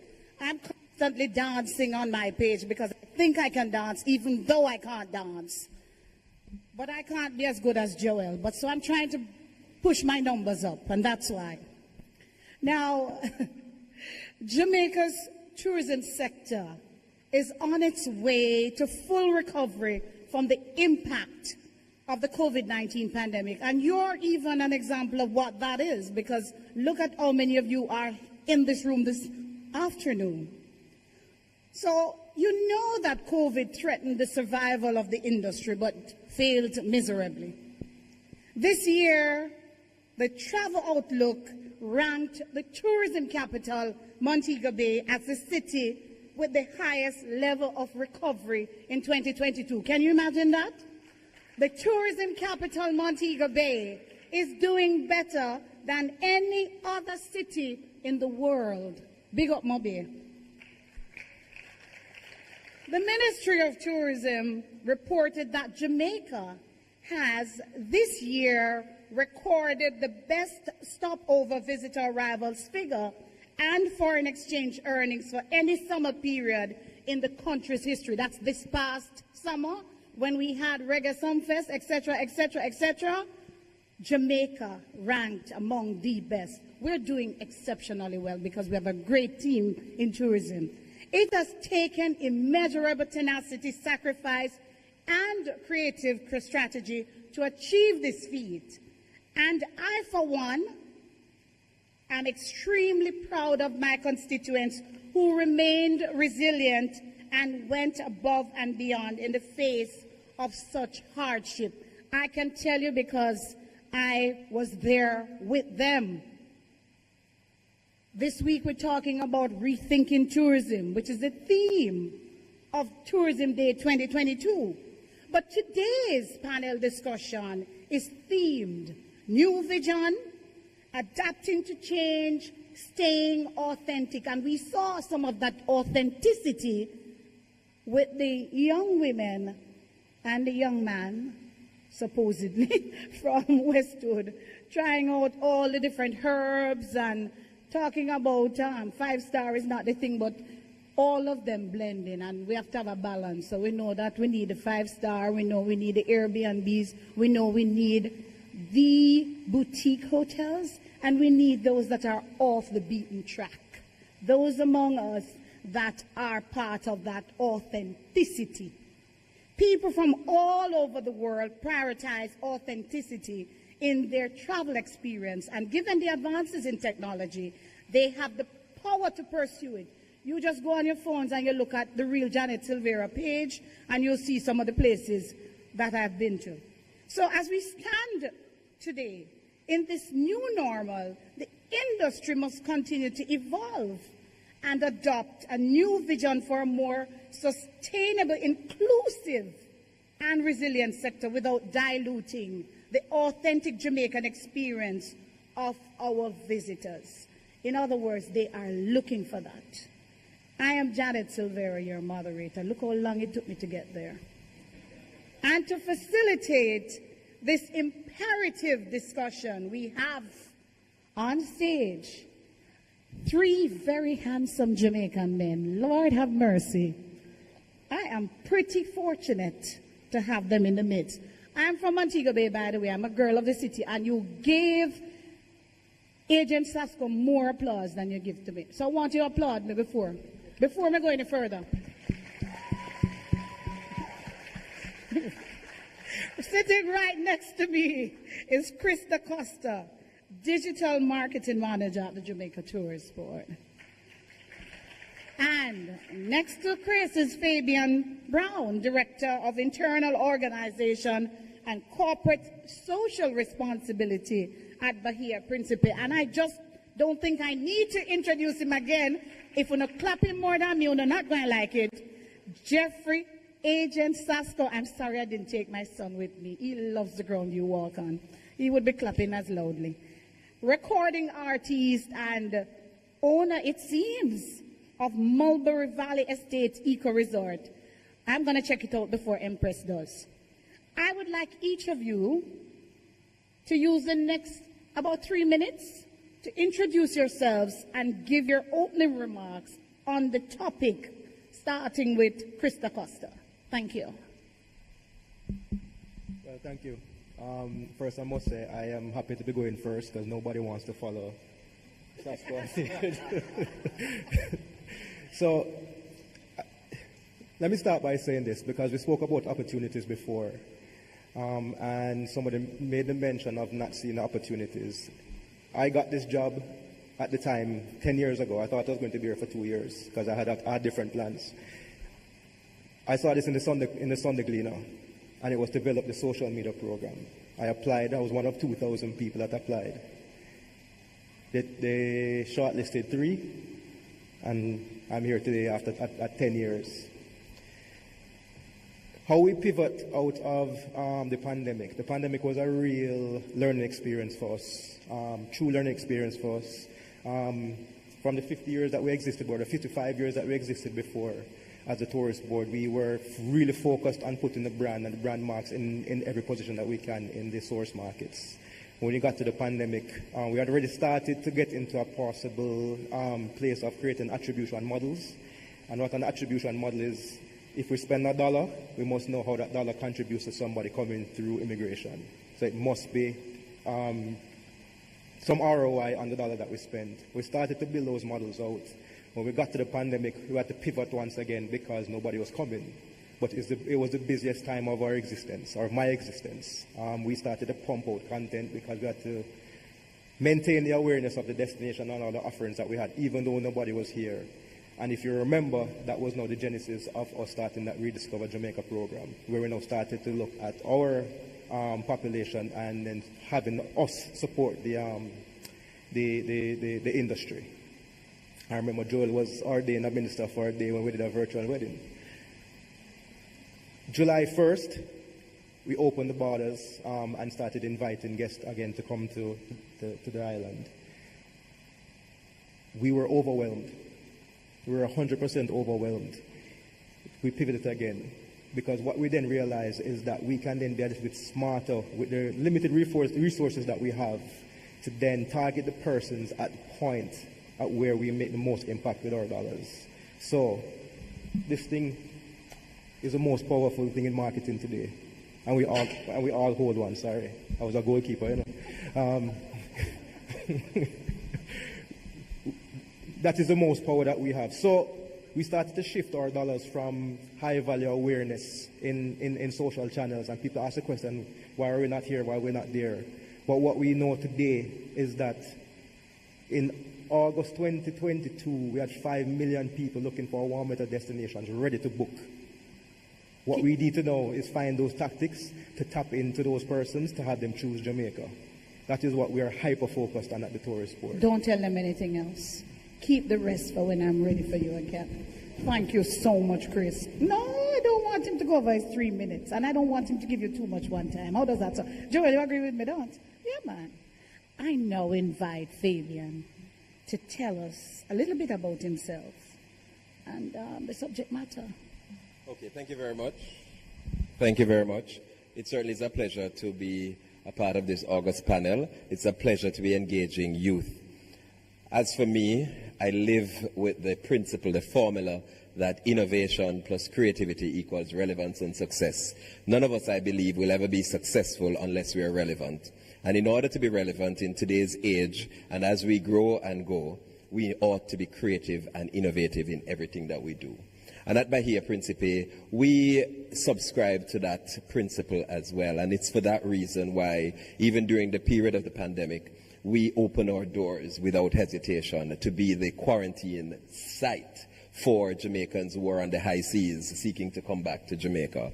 Of course, it was at a time when a number of persons was concerned that the hotel would have been branded the COVID hotel and we would have been doomed for life. Well, of course, our corporate social responsibility knew no bounds, and we did exceptionally well. We believe, though, that it is beyond that now, and I do have a presentation, another one slide that I wanted to visually place in front of you to tell you that innovation must be driven by the business of digitization. And it is interesting that we're following the panel earlier on, because the digitization will then invoke or support the formula that it is the creative ideas with the innovation that will be able to cause us to be still in business sometime later. Now, the digitization of any processes and formulas is by itself can't be successful without the most valuable asset that any organization can have. And the tourism industry, the most valuable asset is all of us in here, the human capital. And I believe one of the things that I would want to place on the table for active consideration is how it is that we treat with these young people coming out of their educational institutions with their relevant course of study. How is it that we treat with them entering without these experiences and stuff? And so I believe in the process of a trainee management program where you get into the space with the principle of those of us already in there, teaching, telling, and coaching, and supporting the business of recruitment and later on retention. So that's kind of where my mindset is as we talk about adapting to changes. How is it that we're going to recognize that some of the jobs, by the way, young people, are becoming extinct? There are hotels right now, Alexa is the order of the day. So front desk and those kinds of things don't necessarily, I would not necessarily want you to be singularly looking at jobs like that, because persons are checking in from their remote devices. So we have to be looking now to say what obtained yesterday may not be relevant tomorrow. Thank you so much. We are going to show your video afterwards, right then? Is that the case? It was supposed to be. It was supposed to be showing while you were. But all right, because you're 3 minutes, right? Okay, so you spoke out your 3 minutes. Would you like us to come back to that afterwards then? Would be nice. Let me allow Agent Saska, because I know they're anxious to hear from him. Check. Good morning. Well, first of all, I'm not sure I'm going to use my 3 minutes, so you're free to have the remainder. Caring is sharing. Hello guys, as I was introduced, my name is Jeffrey Campbell, recording artist, and now I'm pursuing another venture, which is Mulberry Valley Estate, but also other ventures, because I'm learning rapidly that you don't necessarily need to restrict yourself to any particular title or, I guess, role that you play at any time. So I'm open to new visions and adapting to whatever changes may come. So a little background, my career started when I was about 16, 17, so very much like I guess a lot of you guys here. And I remember my life changed when I realized that I could be paid for my ideas. So the first time I ever collected money, earned money in my life, I was about 17, I was at a recording studio and I got paid 2,000 Jamaican dollars for a song that nobody heard before. This guy just heard me DJ and I was like, yo, I'm bad. Give me a dub plate, right, for this sound system. Big up Lion Face was his name. Now, when I collected the money, it was $2,000 at the time. I mean, in today's money, that would be like what? I don't know. I know. The economists can figure that out. But, I mean, this is a song that I made up because I don't write songs, right? So I literally make them up. And I'm saying somebody paid me for an idea, paid me for something that I couldn't reach out and touch, but I was getting paid for it. My life changed in that moment. And I invite you to consider as young people that any business is the business of an idea, right? Everything starts with a vision. So this building that we're in, it was an idea at first, right? Somebody thought it would be a good idea to build this conference center, and then here it is, after, of course, work would have gone into it. So, I want to really, for you to appreciate and get that an idea starts everything. It's all about vision. It's all about being creative. So pretty much what I'm doing now is pursuing another idea, which is Mulberry Valley Estate. It's 20 acres in St. Mary, surrounded by a river, or bordered by a river.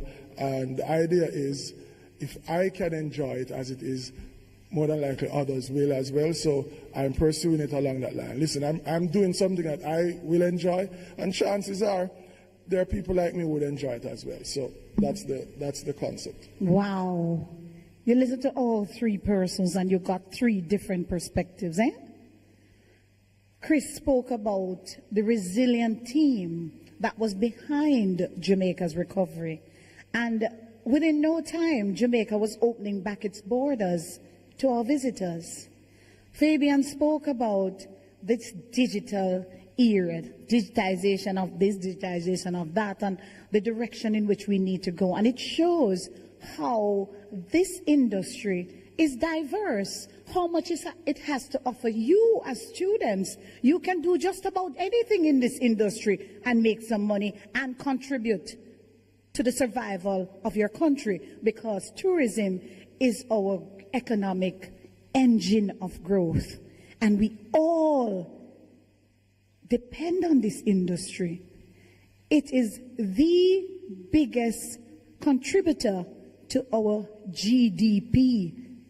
You know what that is? Gross domestic product.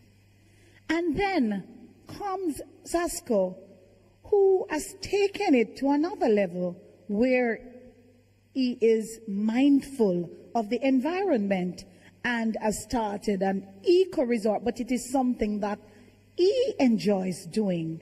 So he's saying to you, you can also work and enjoy the job that you're doing.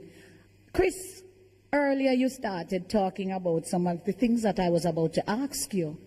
So I'm going to go to my question 2 that I have on my list, because you already answered question 1. What are the major trends and opportunities in tourism currently, and how is Jamaica responding?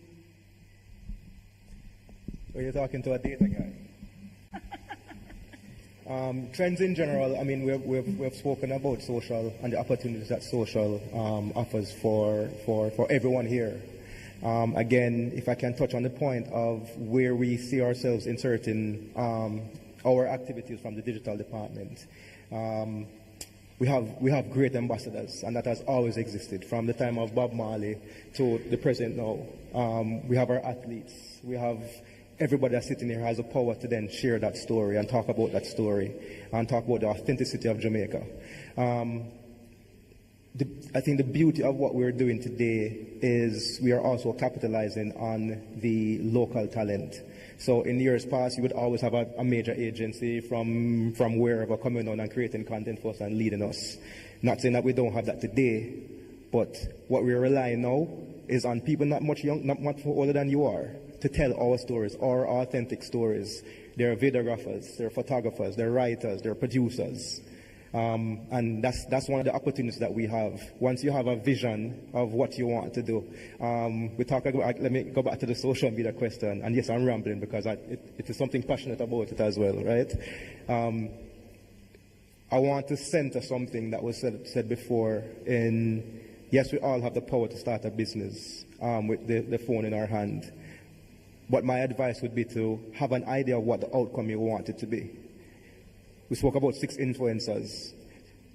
Have an idea of what you want that influencer outcome to be. If you're looking at likes to get influencer trips or stuff like that. Or if you want to go into using that influence to sell travel. Travel is also something that is increasingly evolving. Because if you're telling these great stories and somebody reaches out to you and say, hey, I love what you're doing, how can I experience it? You now become a travel agent. And you can now monetize that. You're making 16% of $3,500, average $3,500 on a trip. You can do the math on that. So there lies some of your opportunities that you can then tap into today, because there's no barrier to entry. Fantastic. You heard that? You can make up to $350 from just one trip. US dollars we're talking about. Is how much money that's in Jamaica? Listen to me. There is money to be made, and you can make it honestly. That's what it's saying, you know. You don't have to do anything illegal in order to achieve what you want to achieve, because this tourism industry has become so all-inclusive that we're taking away the word all-inclusive at the hotels now and turned it into all-inclusive in your lives. That's exactly what we have done. You know, Fabian, you were saying that the hotel took on many of the people and it became known as a COVID hotel, and many people thought that it was going to be at your downfall, but you've proven them wrong, eh? But how is Bahia Principe contributing to the shared vision of putting people and planet first when it comes to the future of tourism? Because when we talk about rethinking tourism, you know that aspects of that rethinking is putting the planet first and putting people first. So, as it relates to the future of tourism, what are you doing about that at Bahia? Thank you very much for that question. But we would have subscribed to sustainability in tourism in a real way. And for the purposes of this conversation, I will just curtail the principle of sustainability in tourism speaks to how we treat the local people, meaning the team members that are internal, and how it is that we treat with the communities around us. So adopting a school, Hulberry Primary School in the community, and reaching out to the police station and the health sector and so on, and being there to be able to support as a business in the community. Yesterday, for example, World Tourism Day, we hosted York Castle High School, Monique College, and Steertown Academy. And we hosted those students in an opportunity for them to be able to get real life, hands-on experience as to what the tourism industry, the hotel industry has to offer. We had students in that team of persons willing and ready to sign up, applying for different positions and things, because now they're exposed. They can see it's hands-on. It wasn't a lecture. It was getting into the different departments and see what's happening. So from that perspective, the other side of the sustainability in tourism is how it is that we respect and protect our environment. So recycling, reusing, reducing. So we separate the garbage. We make sure that even in the community, those pig farmers can come and take the food that is not used from the restaurant. And so we engage in that way. In every one of our spaces, we have the reminders and the signs to make sure that persons conserve energy. Importantly, we have a well on the property. So most of our water is not even from NWC. We have our own power plant. So most of our power didn't come from JPS. So we have a sewage plant that we process. It's a sewage processing plant. So our grey water system takes care of all our greenery. This is why on the outskirts of the hotel, it's used for wedding pictures and all that sort of stuff. Ever pristine and beautiful. So we take care of the environment in that way. And the third part of the sustainability in tourism is the extent to which we support the local economy. The extent to which the item, material or tool is available, we purchase it from here. Well, let me tell you something. I am hoping to make Chris was already my friend from a long time. And I know Fabian for years, but me and him never get close. But me go get a little closer. And me going up to the eco place that near Mulberry Valley in St. Mary. My family is from St. Mary, the Silveras. But Sasko, entertainment and tourism were arguably the industries most affected by the pandemic. How did the pandemic impact you and your ventures? Because I know you're versatile, but were you really affected by it?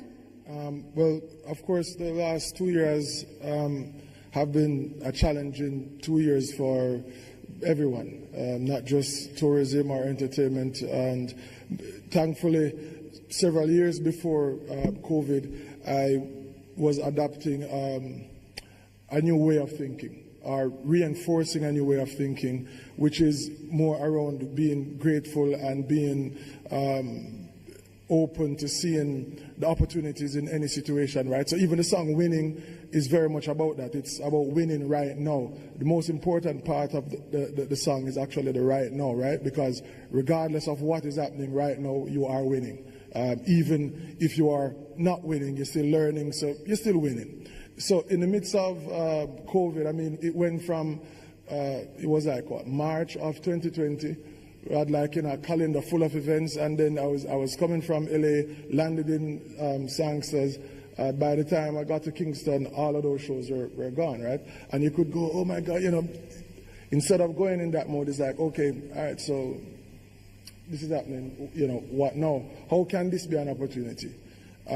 And the opportunity is that now, after a year and a half or two, it was mentioned earlier, people are now in a different, I guess, mindset, or more reinforced in it, of wanting to be outdoors and wanting to have different experiences. So maybe 2 years ago, 20 acres by the river might not be as viable or attractive, if you will, as a concept, but now it certainly is, and not just in a local sense, but all over the world. People want to know, how soon can we get to be next to this river, chilling out? You know, working from home is now a big thing. You can have digital nomads. So all of these new realities are a result of COVID, and it's interesting that it's because while it was ongoing, I was still in the mindset of trying to see what opportunities may come from what was going on. Thank you so much. Listen, you spoke about winning, but I can't remember the words to the song. You can give me a little bit of that? We're so good at singing. No, come can't sing, no, man. No, man, I'm sitting here and I'm saying, I know that song, because I'm winning. Just go again. Trust me, no, man. Go again. No, winning. No, but not no. We're going to sing. We're going to sing? Maybe. Hold on, I'm not asking for sing now. Yeah, we just asked the word for winning. We talked about different roles earlier. Right now, I'm in a different role. All right. Listen to me. Empress, you're not on my stage now, you know. It's me. I'm managing the stage now. Anyway, but understand me, you. No problem. Let's go back to Chris. Chris, as the agency tasked with the marketing of Jamaica as a tourist destination, how is JTB contributing to the shared vision of putting planet and people first?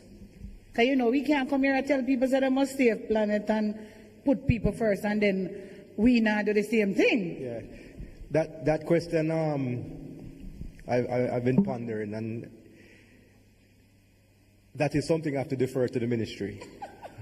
Right, but I'll give a response to that, because it's the work of the tireless minister and the efforts of his Resilience Center and all the initiatives that he has gotten himself into. And all it is to sustain tourism and this destination in particular. But that vision has also now gone global, and he's at the forefront of creating that vision and that mindset, that destinations must become more responsible to sustain this industry, because it does so much for destinations. In 2019, the narrative or the conversations about over-tourism started to creep into Jamaica as well, because it was the best year that we had. And you could see the pressures on the destination and what it was doing on the country, and what it was doing to the country. We had to start thinking about how we then pull back, and if we can actually pull back, and if the GDP could actually sustain itself, we had to pull back on tourism. Maybe lucky enough the pandemic. No, man, we're still going for 5 minutes. So we're going for 5 million. However, one of his, and I applaud him, applaud his energy, and I applaud his initiatives and his foresight to get here and taking this global. One of his newest initiatives and panels that he has gotten on is the Blue Ocean strategy. Well, not the Blue Ocean strategy, but also the Blue Destination strategy. Okay. Which is now destinations that they rely on sand, sun, and fun. Right. Thinking about what the cruise lines do as much as they're necessary for our economy, and then what the pressures of land-based tourism does, and the pressures that it has on our shores as well. But putting together these strategies and these responsible practices, that in 10 years we can have another 50 years of tourism. And he has been leading the charge, students. I travel a lot to the various conferences that the minister speaks at, and the last lecture series that he did, or the first and last that I've watched, which was 2 nights ago, he was in Japan, and he was talking about crisis management, resilience. He has been pushing that throughout the world. The Jamaican Minister of Tourism, we are extremely fortunate in this country to have a Minister of Tourism that has foresight and energy, because I don't even know where I'm getting all the energy from, to be honest with you. Sometimes I wonder what he's on, because I'm younger than him and I don't have half the energy he has. I don't know where he gets it from. Sometimes I envy the man. Anyway, our man, Ed Bartlett, I don't know if he's going to ever get a chance to watch us doing what we're doing right now. But what I can say is that what he's pushing in relation to the planet, it's the right direction in which we're going. So I'm going back to Fabian and asking Fabian that amid the many changes in the global landscape, how do we as a destination maintain our authenticity? How do we adapt in a changing landscape while still ensuring that we preserve the things that visitors love the most about Jamaica? I still remember every single tour that I did when I went to South Africa. Every single one, and I want to go back. Talk to me about that. Okay, so just like what Agent Sasko is doing, there are authentic experiences even outside of the walls of any hotel. And like Bahia, we host in an area where we call the foyer between the Grand and the Luxury Hotel. And by the way, I should say that we are the largest hotel in one space, 1,375 rooms between the Luxury, which is the adult only, and the Grand, which is a family hotel. So in that space, we host a number of the attractions and the sites where our guests can stop in and book to go to. If it's a Dolphin Cove, it's a Mystic Mountain, it's Dunn's River, and of course, I am looking forward to Agent Sasko's site out in St. Mary as well, being one of them. Now, if we embrace and promote those spaces that are ready to give the authentic Jamaican experience to our guests. Another example is, for example, our support to the Emancipation Jubilee that happens at Seville each year. Now, we ensure that we support that in a very big way. We sign on in a very big way to support that, and also to ensure that our guests is aware, because this is a seminal component of who we are as Jamaicans. So more and more, we would want to encourage the tourism product, wherever we find them, to be able to identify these authentic spaces. We talked earlier on about the prospect of some of the jobs being extinct. Alexa doing the business of checking in people. What of the voice there being a Jamaican voice? We have seen on TikTok and Instagram some of the memes and thing with an airline stewardess flying and landing in Jamaica and going off into patois and all that sort of stuff. We joke about it, but this is an authentic Jamaican experience. Sand, sun and sea, but the most valuable component is the characteristics, the warmth and the hospitality of our Jamaican people. And so for the youth that are in the room, I am saying, as we think about sustainability in tourism, the work and travel and all that sort of stuff is very nice and pay you well, but who we are as Jamaicans must never be lost. And I think as product offers, we can promote that. Thank you so much, Fabian, because I know of a young woman who works at a resort in Orlando at the bar.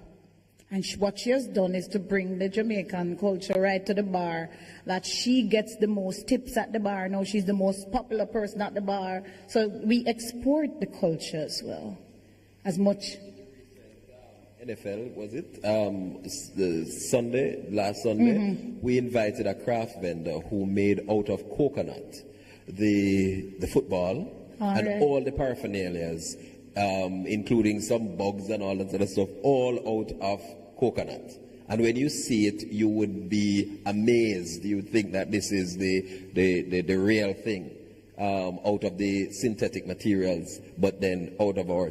And then this is where we invited him, because we knew that this was an opportunity for us to promote the 3 R's, the reuse, the reduce, the recycle kind of situation, and then keeping it authentic. Was she able to sell anything? Oh, absolutely, absolutely.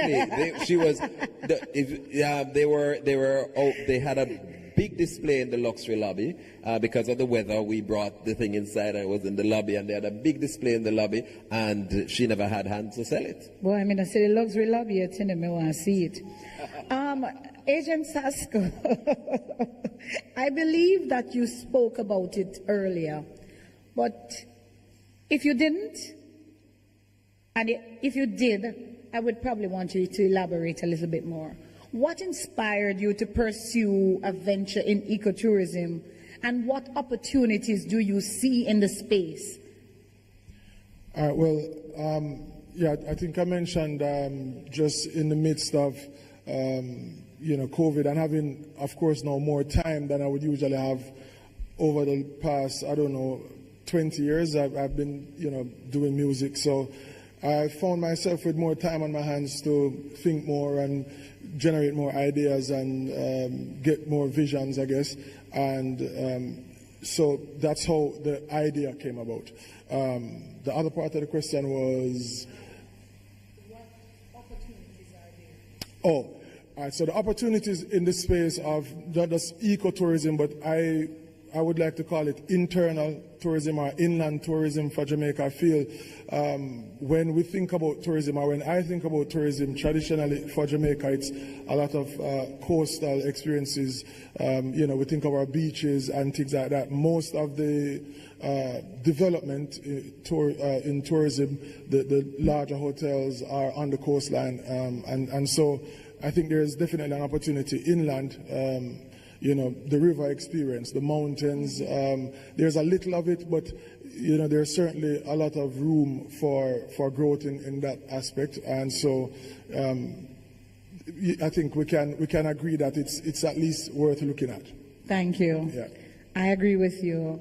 And I'm sure that you're going to ensure that it does not become overpopulated at any time. In other words, your success will not be based on the large number of people that comes there. You're going to limit the amount of people. Oh no, absolutely. So one of the things that we are keen on is to, first of all, maintain the integrity of the space, right? So it's a small community. We are not now going to upset the dynamics.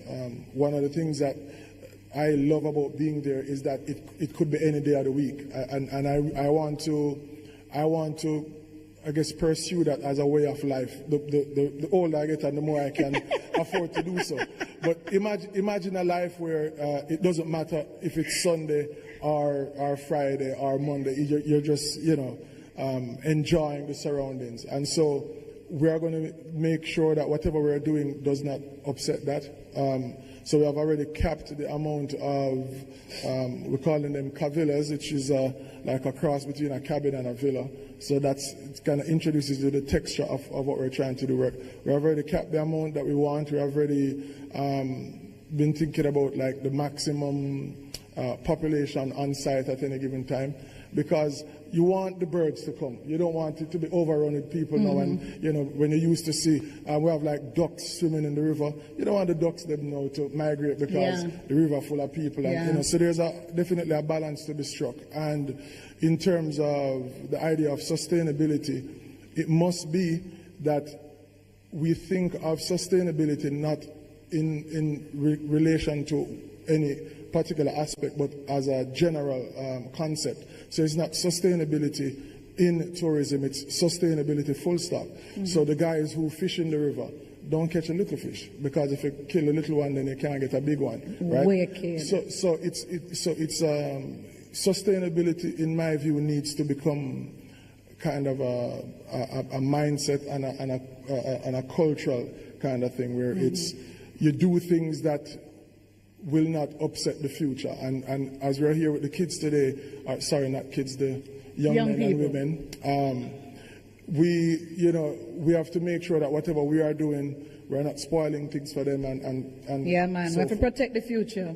Yeah. We have to. This will be my last set of questions. I know some of you want to go outside and do something else soon. Maybe eat. You never know. And you're going to have questions. So should I just go straight into questions now? Or do the last set of questions? Where are my directors? Should I do the last set of questions for the panel, or should I go into questions now? I'm not sure if I've gone over my time, because I know I chat a lot. Pardon me? Okay, fine. So I'm now going to open the floor for persons who may have questions. Like we did earlier, the microphone for use is to the left of the stage. If you don't have any questions, I'm going to go with my last questions to the panelists. But I hope you do have questions, because I would hate to know that we sat here on the stage and then you people don't integrate and you people don't communicate with us. So come to the microphone and ask your question. Oh, I see two ladies from the Westwood High School. Good afternoon, everyone. No, put your mouth to the mic. No, so we're not here. Good afternoon, everyone.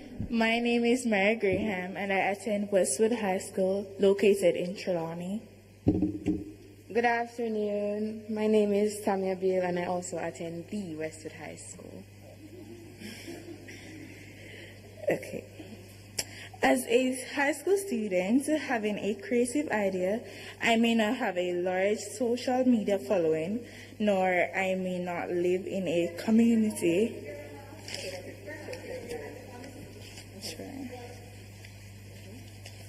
As a high school student having a creative idea, I may not have a large social media following, nor I may not live in a community that can support my idea to really take off. What opportunities are there for persons like me who are from the Tourism Action Club? I can answer, yeah. I really appreciate that question. I was going to offer something before that question was asked. Social media is hard, not because we see these influencers and people having successes with it. Think about the millions that are not. It's just like music or sports. There are millions of people doing it, but some of us who are excellent progress. Here's the opportunity, I think. You have a community here. Social is all about community. Walking out of here, everybody should have everybody's social handles and form a community and groups. Right? Form a WhatsApp group, form an Instagram group, form a TikTok group that exists. But form your groups and then start to support your initiatives, share your ideas, work as a community. This is what it is. It's about a community. You all have a common interest, which is tourism, and one want to build careers in tourism. As those interests and those expertise and those passion points start to go into different directions and have different competencies, then you form different groups. But have that one core group to support each other. Some might go into wanting to be influencers, as Six have said. Some might want to become travel agents. Some might want to go into finance. Some might want to go into travel. Have that one core group, but then form your specific interests and then continue to just keep your conversations going. The successes will come, the failures will come, but at least you have that community to learn from each other. Thank you very much, Chris. Thank you. Fabian is going to I would add also to that. add that you should also look, if you're not already doing it, at the hotels in and around your environment and forge that alliance so that you can get that partnership, extending the partnership beyond just your clubs. Next, please introduce yourself. All right, so my name is Shani Sampson. I'm from the Montego Bay High School. Now, so I would like to direct my question to Mr. Jeffrey, right? Yes. All right, so you said that you were in the ecotourism, right? And seeing that you're leaning towards nature with or rivers, keeping things more on a natural side, right? So what if they're like for your hotel or your resort, there's like an increase in the amount of people that wants to visit right around the year, trying to keep environmental capacity balance? Like, what would you put in place for that so that you can keep the numbers at a certain level? So if you have like a high demand at like a season or so and you want to keep the level down, what would you do? Like, what would you put in place for that? All right. Hello? Hello? Excellent question. So, of course, anybody here, what do you call it, POB, econ? Tourism. Supply and demand. All right, so the more demand you have, then it becomes an opportunity again, because if you have a finite amount of rooms and you already decided that it will upset the experience to go beyond that, then if the demand gets to a level, it's an opportunity to get more income from the same amount of rooms, because you'll drive up, the price will be driven up based on the demand. And just, appreciate that, listen, you're going to have to leave some money on the table, right? I firmly believe in that. If you want to be, there's a word right there, remaining authentic. A part of that, the authenticity of an eco-resort is managing the numbers and making sure that the experience is as promised. And so you'll definitely have to leave some money on the table. You can't now just, let's put one more over there and one more over there. Like, you have to understand that it will have to balance out itself at some point. But the fact remains that more demand means you could possibly earn more per unit. All right, thank you.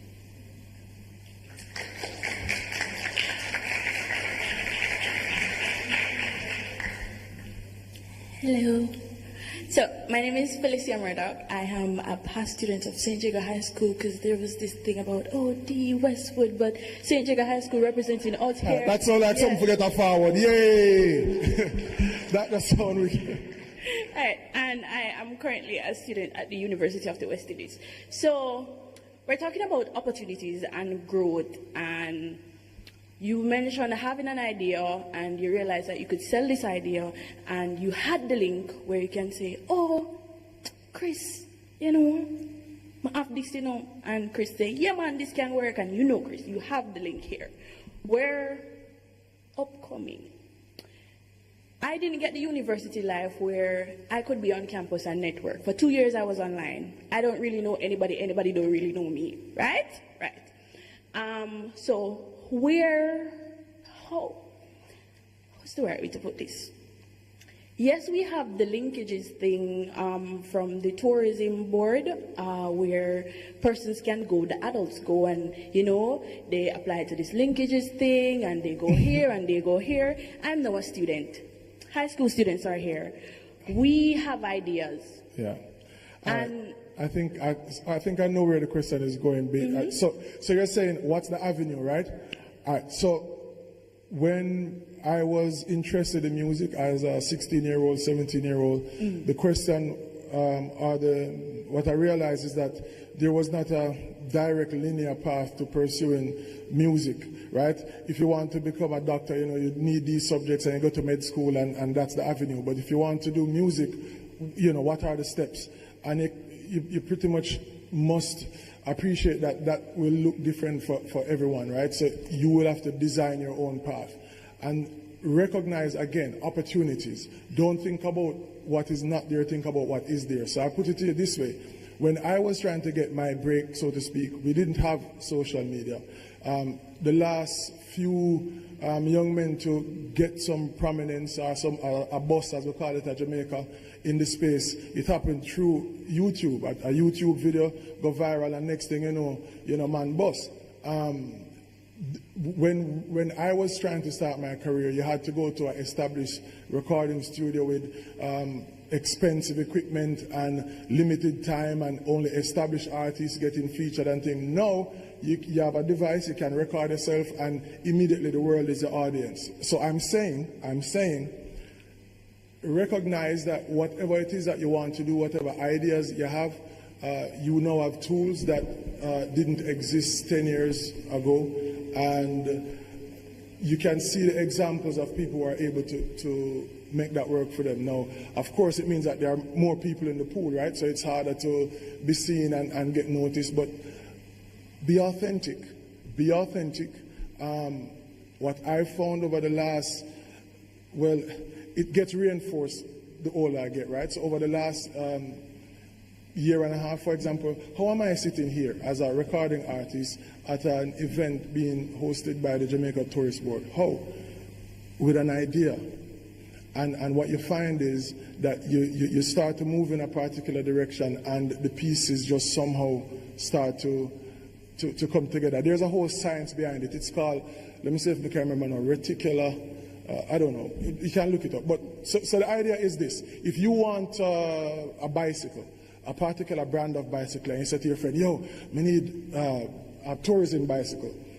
You go on the road and it seems as if all you can see are these bicycles, because now it's now in your conscious mind, and where they were there before, you weren't recognizing them before. And it's a whole long story, but all I'm saying is, my dear, if you have a passion and you have an idea and you start to put your energy towards it, it works itself out. Here we are having a conversation about it. So I think also you need to be positively aggressive. It was said earlier on, there are some fora like these that's going on. You may not be invited, but professionally infuse yourself. Because no, I'm keeping it real. Because at the end of the day, it's not every time, every day, something is going to come placed in front of you. So who was it that said something? I think it was Empress who was saying, oh, I'm Bob Marley granddaughter or something to that effect. Use whatever you have within reason and professionally and honestly, but you need to professionally infuse yourself into spaces where you think they have what you need and they will benefit from what you have. Okay, so 1 second before Miss Moderator takes over. The market is saturated. We know that. Some people will get there above some, but we still, in tourism, we still need a lot more grown people, more Jamaicans into the market. So where is this sector where us as young people who have our ideas, where we can go and I can come to Miss Janet and say, Miss Janet, I have this idea and I need to get it worked on. How do I, like, where's the avenue where I go to Miss Janet and give Miss Janet this idea? I still earn from the idea as well as Miss Janet and as well as Jamaica. Like, where's the avenue? All like, right. Where's that? All right, so let me ask you. So let's just have this exercise, right? Do you mind sharing an idea that you have? A current Everybody, idea? listen. So this is an exercise. Please don't tease our idea. We just all about. So the idea that I currently have is a lot of persons have skills, and the tourism industry is very seasonal.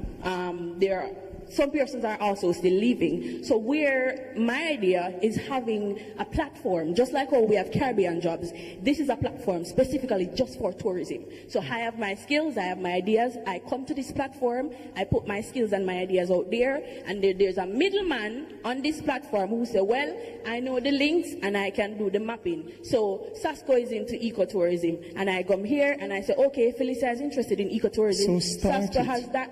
So start it. Right, and if I may, sorry. We have some very good news for you.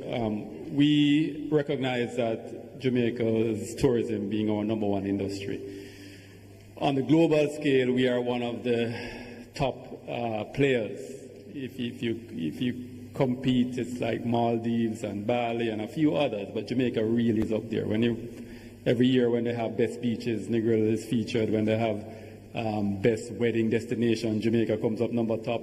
Best conference, we're always way on top as an industry. Now, here we are in this country with this great industry. How are we providing opportunities for our human resources, our own people, to push the envelope, to be the one having new ideas? Everybody knows Airbnb. You know that was formed in 2008, I believe, or 2004. Two young guys in college, 3 young guys in college, had an extra room and had a conference in the city of San Francisco, I believe it was, and decided that they're going to create a website, clear out them living room, blow up an airbed, and put it in the living room and sell breakfast with it. And they put out the website and call it Airbed and Breakfast, Airbnb. And now they are billionaires with operating the largest amount of accommodations in the entire world, bigger than Hyatt, bigger than Hilton. All those guys, 3 little guys, young like you, it could be any one of you right in here that would have the potential for that. So what we are doing in tourism is we are launching an innovation incubator. So it's for inventors, entrepreneurs, to be pulled into we're going to have a call, we're going to launch it on Friday as part of Tourism Awareness Week in Kingston at the regional headquarters of UA. And we are going to then have a call to pull in persons with ideas. That's all we need, ideas that are different, are unique, are game changers. And we'll put you through a process, we will finance it, put you through a process to get you to prototypes, to market research, all these things, to be able to get it to commercialization. So that's a good news that I'm kind of being preempted because the launch will be at 10 o'clock this Friday at the regional headquarters of UA. And it will be online too, so you can stay tuned to that. But that's a great opportunity that we have. There's more that you can do even without the incubator that you're alluding to, Jeffrey. But this is one that we recognize the gap, and we're putting it in place. So it's especially for young people, so we really look forward to you recognizing that you are born in a country with a great industry called tourism. You are the brain power, the brilliance as the human resource that's coming into the new generation that will move this industry forward, and we're counting on you. Thank you. Wow. What an exciting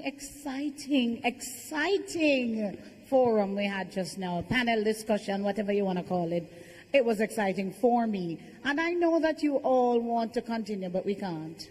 In fact, the lady who is in charge of the stage now has already come on stage to tell me that you have won, but it's time for you to leave.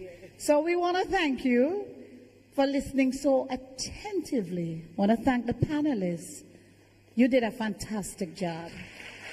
Yeah, our panelists are who made this panel discussion what it was.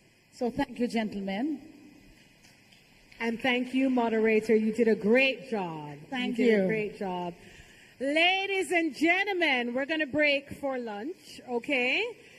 Yes, about half an hour, then we move into the youth panel discussion and also a performance by Agent Sasko. So there's a lot of good stuff happening here today.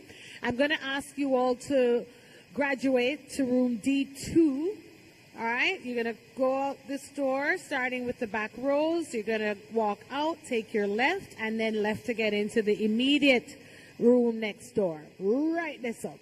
And have lunch, okay? Remember your lunch vouchers. Make sure you have them. And I'll see you back here in around 1:30. How many minutes is that? That's 1:40. I'll give you a little longer. Allow you to eat and digest, okay? So we'll be right back for more. I know, get the money, me no change me no switch up, me remaining. The coffee cup still hot, yeah. Me I take it to the top, stacking up my rocks, hotting up the block, yeah. Bring the fire to the coastline. It's a pleasure to be outside, in a high or in a low tide. I should die, I my provide. I go, yeah. I'm glad I woke up today, yeah. Just as I woke up, I said.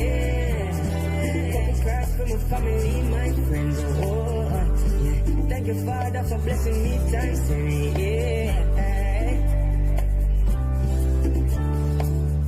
When I look up in the new sky, I see the sun shine, yeah. My blessings on the line, I put everything on the line. Palm, I pave the way, paper play. Judge, save me, so I hail me.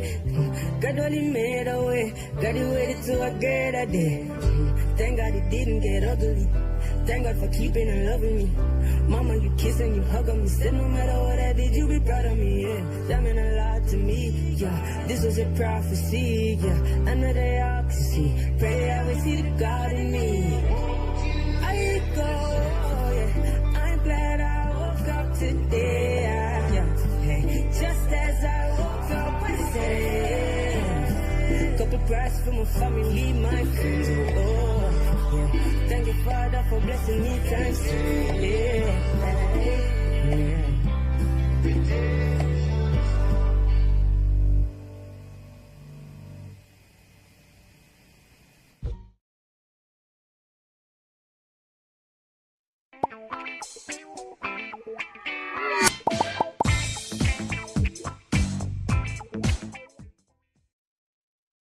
Something is happening for someone in this country every single day as a result of the actions of this government.